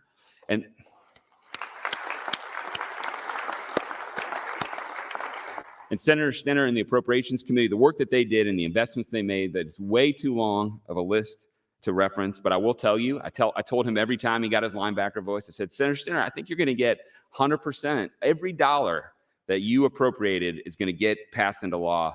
And he and his committee should be incredibly proud that that's exactly what happened. $2 billion of investment from that Appropriations Committee got into law and left the state of Nebraska with that and with the tax cuts, a $1.3 billion cash reserve. Incredible work by the Appropriations Committee and incredible work by Senator Stinner, who I think is the greatest appropriations chair we've ever had.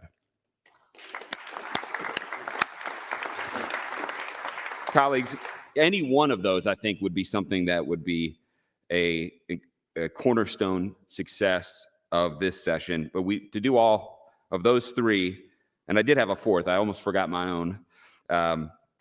We had one of the best water sessions of all time. And I hope that when Lake Moorfeld is built and we're all,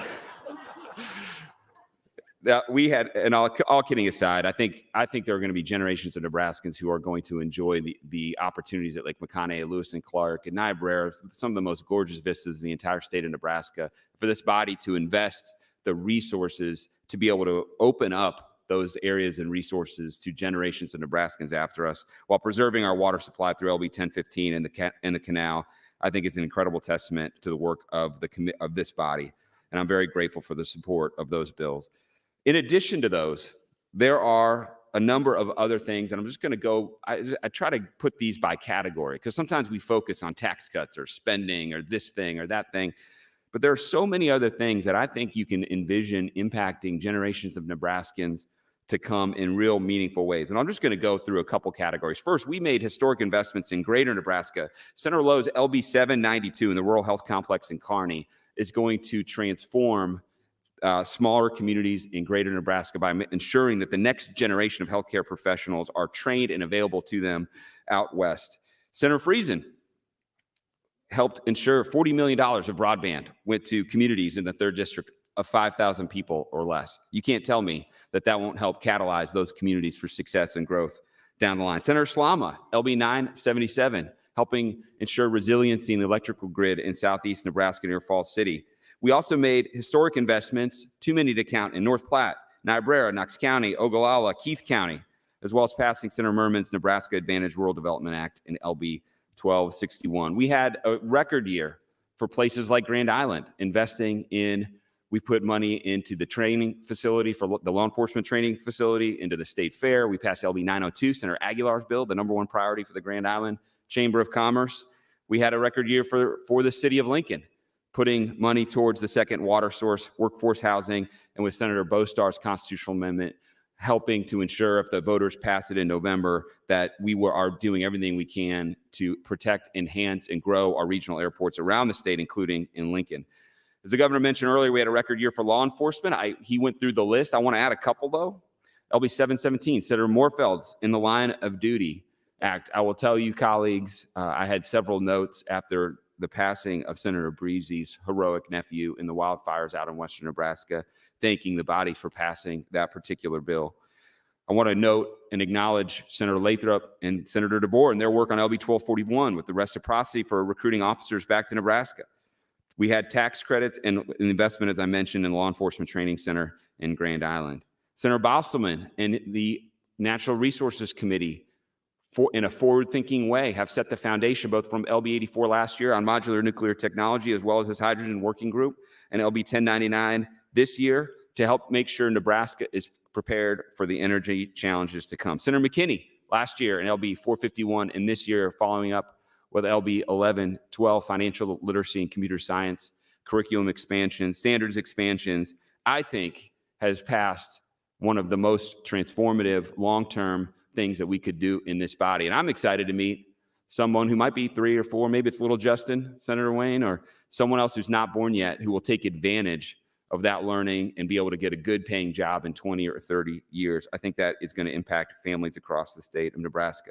We did a lot of the dirty, difficult work to make building infrastructure easier. Some of the things that don't feel, the things that have the sort of flashing lights around them, but are just as important. Senator Wishart expanded our design build in LB 414. Senator Hughes with the 404 permit assumption, which is in LB 978 incorporated in 809, and Senator Walls with the innovative progressive design build. All those bills, that was in LB 1016, all of those bills are going to have long-term positive impacts on the state of Nebraska.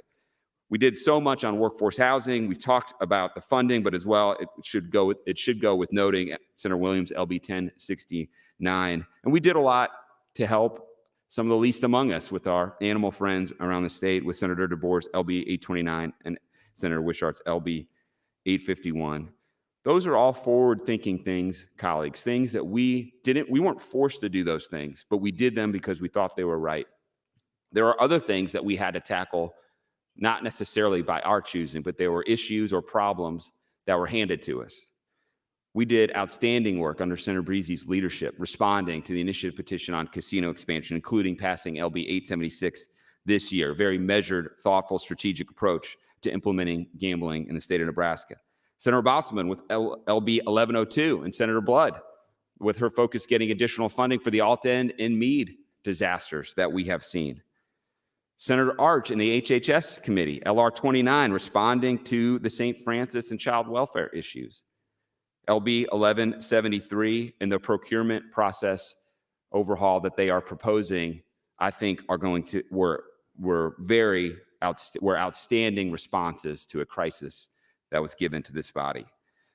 And it should go without saying, even though some of us have memories that might be repressed of this for a couple of years, this body did the right thing by getting redistricting done in the special session last year. None of the successes that we have now, as difficult as it was last fall, the successes we have from this session were done because of the leadership of Senator Linehan and Senator Wayne and all the members who were able to get that through. There's no doubt, colleagues, the 107th legislature has been a smashing success. There's no doubt it's because of your hard work, but there's also no doubt that we know the 108th legislature will have work to do. There will be things to build on. There were missed opportunities this year that will come up next year. There are issues and problems that we don't envision today that will be present in January 2023. For those of you and us coming back next year, the challenge is to build off the great work and the relationships and the work that we've done during this legislature going into next year. I do want to just say one last series of comments, colleagues. You know, when we run for these offices, we run based on issues. We run to cut property taxes. We run for education. We run for all those things. That's what we've done. That's what we do here. We vote on amendments. We vote on bills. We argue, we debate, we compromise.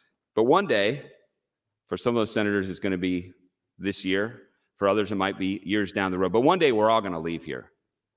We're all going to leave. And we won't be able to take with us the lapel pin. We won't be able to take with us the ability to vote or come on the floor. We won't be able to take with us the ability to introduce a bill. That will all stay here. But the one thing that we will take with us are the relationships, the friendships, the people, the memories of serving here. Now, I got to tell you, I wouldn't come back to the legislature just to come back and try to bring new bills and run for office. I think Senator Lathrop, Senator Flood, Senator Aguilar, they're more courageous people than I am. Let other people come and bring the bills. Let other people come and try to fight it out and hash it out. I certainly wouldn't come back for the pay, but I'll tell you what I would come back for. I'd come back for you. I'd come back for Senator Geist. I'd come back for Senator Friesen. I'd come back for Senator Bosselman. I'd come back for Senator Wayne, for Senator Pansy Brooks. You give me an opportunity to lock horns with Senator Lathrop and then break bread with him, I'm back for that. You give me the chance to battle and fight and celebrate and then do it all over again with a different set of people the next day, I'll come back for that. We had 2 colleagues over the last week pass. They were called home. When I'm called home, whatever day that is, I'm not going to bring or remember any of the negative emotion or the fights or the things that might weigh heavy on your heart in a given day. I'm not going to remember fighting with Senator Wayne about some procedural issue that he thought I mishandled. I'm going to remember the late night discussions, the inspiration that I had talking to Senator Wayne about big ideas, strategizing, thinking through how to solve tough problems. I'm not going to remember all the conflict at times that I had with Senator Michaela Cavanaugh. I always appreciate her candor in giving voice to customer complaints of the leadership of this particular institution. But I sure will remember comparing notes about what it's like to be a parent down here with a 3-year-old son and talking about Barrett and little Mike, comparing notes and talking about what it was like to grow up in the 90s and go to Catholic school. I'll remember that, Senator Cavanaugh. I'll remember that friendship. I will not remember fighting with Senator Moorfeld on issue after issue after issue. Some of the most difficult things we battle on, guns, abortion, you name it. I won't remember that. But I will remember the laughs. I will remember the times we've had the opportunity to talk together, hang out, think through how to solve problems, developing a relationship and friendship. I'll remember that, Senator Moorfeld. I won't remember Senator Urban every other day threatening me with a sine die motion. I might, actually. But I will remember the warmth that his wife, Kathy, and Steve had for my children when we went by and visited their ground the last couple summers. I will remember him telling me that he was going to pray for me and my family. I will remember each of you, and I'm beyond grateful for what you have done for me and for my life. I can't say at the moment, because Senator Stinner has to go to lunch, something nice that I'll remember about each of you, but I will say, as this chapter closes, as the sun sets on the 107th legislature, if you'll indulge me, I do want to read the roll, call the roll one last time with a note of gratitude on my heart and a note of thanks on my lips. Senator Aguilar, Albright, Arch, Blood, Bostar, Bosselman, Brandt, Brewer, Breezy, John Kavanaugh, Michaela Kavanaugh, Clements, Day, DeBoer, Dorn, Erdman, Flood, Friesen, Geist, Gregert, Halloran, Ben Hansen, Matt Hansen, Hilgers, Hilkeman, Hughes, Hunt, Jacobson, Coulterman, Lathrop, Lindstrom, Linehan, Lowe, McAllister, McDonald, McKinney, Moorfeld, Mosier, Merman, Pauls, Pansing Brooks, Sanders, Slama, Stinner, Vargas, Walls, Wayne, Williams, and Wishart. You are my family. Thank you.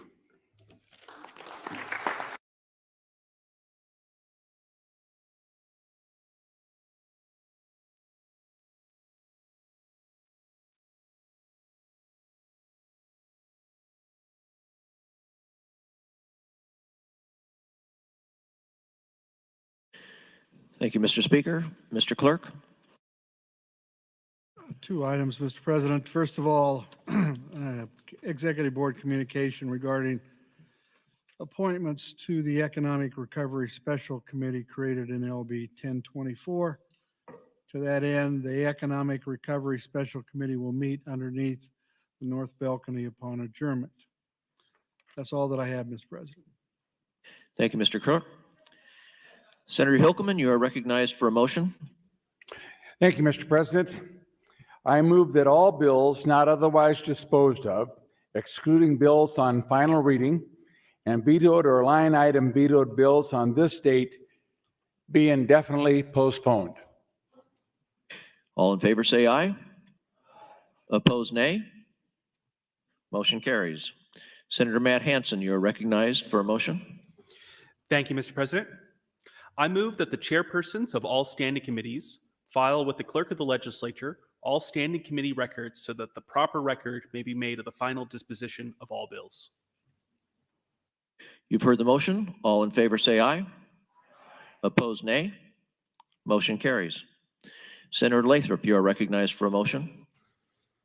Thank you, Mr. President. I move the legislature approve the preparation and printing of the permanent legislative journal, session laws, and indexes by Patrick J. O'Donnell, and that he be directed to send to each member of the legislature a copy of the permanent legislative journal and session laws, and that the clerk for the 60th day, and the journal for the 60th day, as prepared by the clerk of the legislature, be approved. Senators, you have heard the motion. All in favor say aye. Opposed, nay. Motion carries. Senator Hughes, you are recognized for a motion. Thank you, Mr. President. I move that the 107th Legislature, second session of the Nebraska Legislature, having finished all business before it, now at 1:53 p.m., adjourn sine die. Senators, you have heard the motion. All in favor say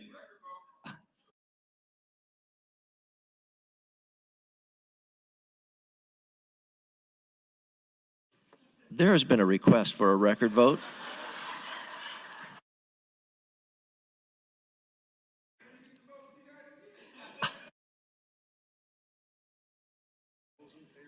All right, we take a machine vote. All in favor, vote aye. Opposed, nay.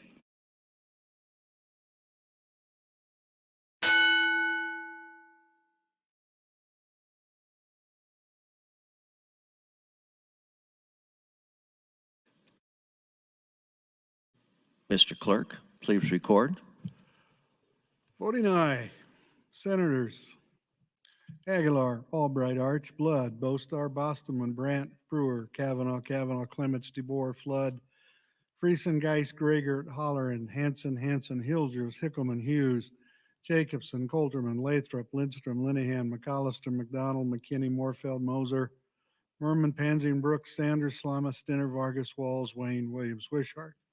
Voting no. Senators Dorn and Senator Lowe. Senator Lowe would like to change from no to yes. Senator Dorn would like to vote yes. 44 ayes, no nays, one president not voting for, excuse not voting, Mr. President. Motion carries.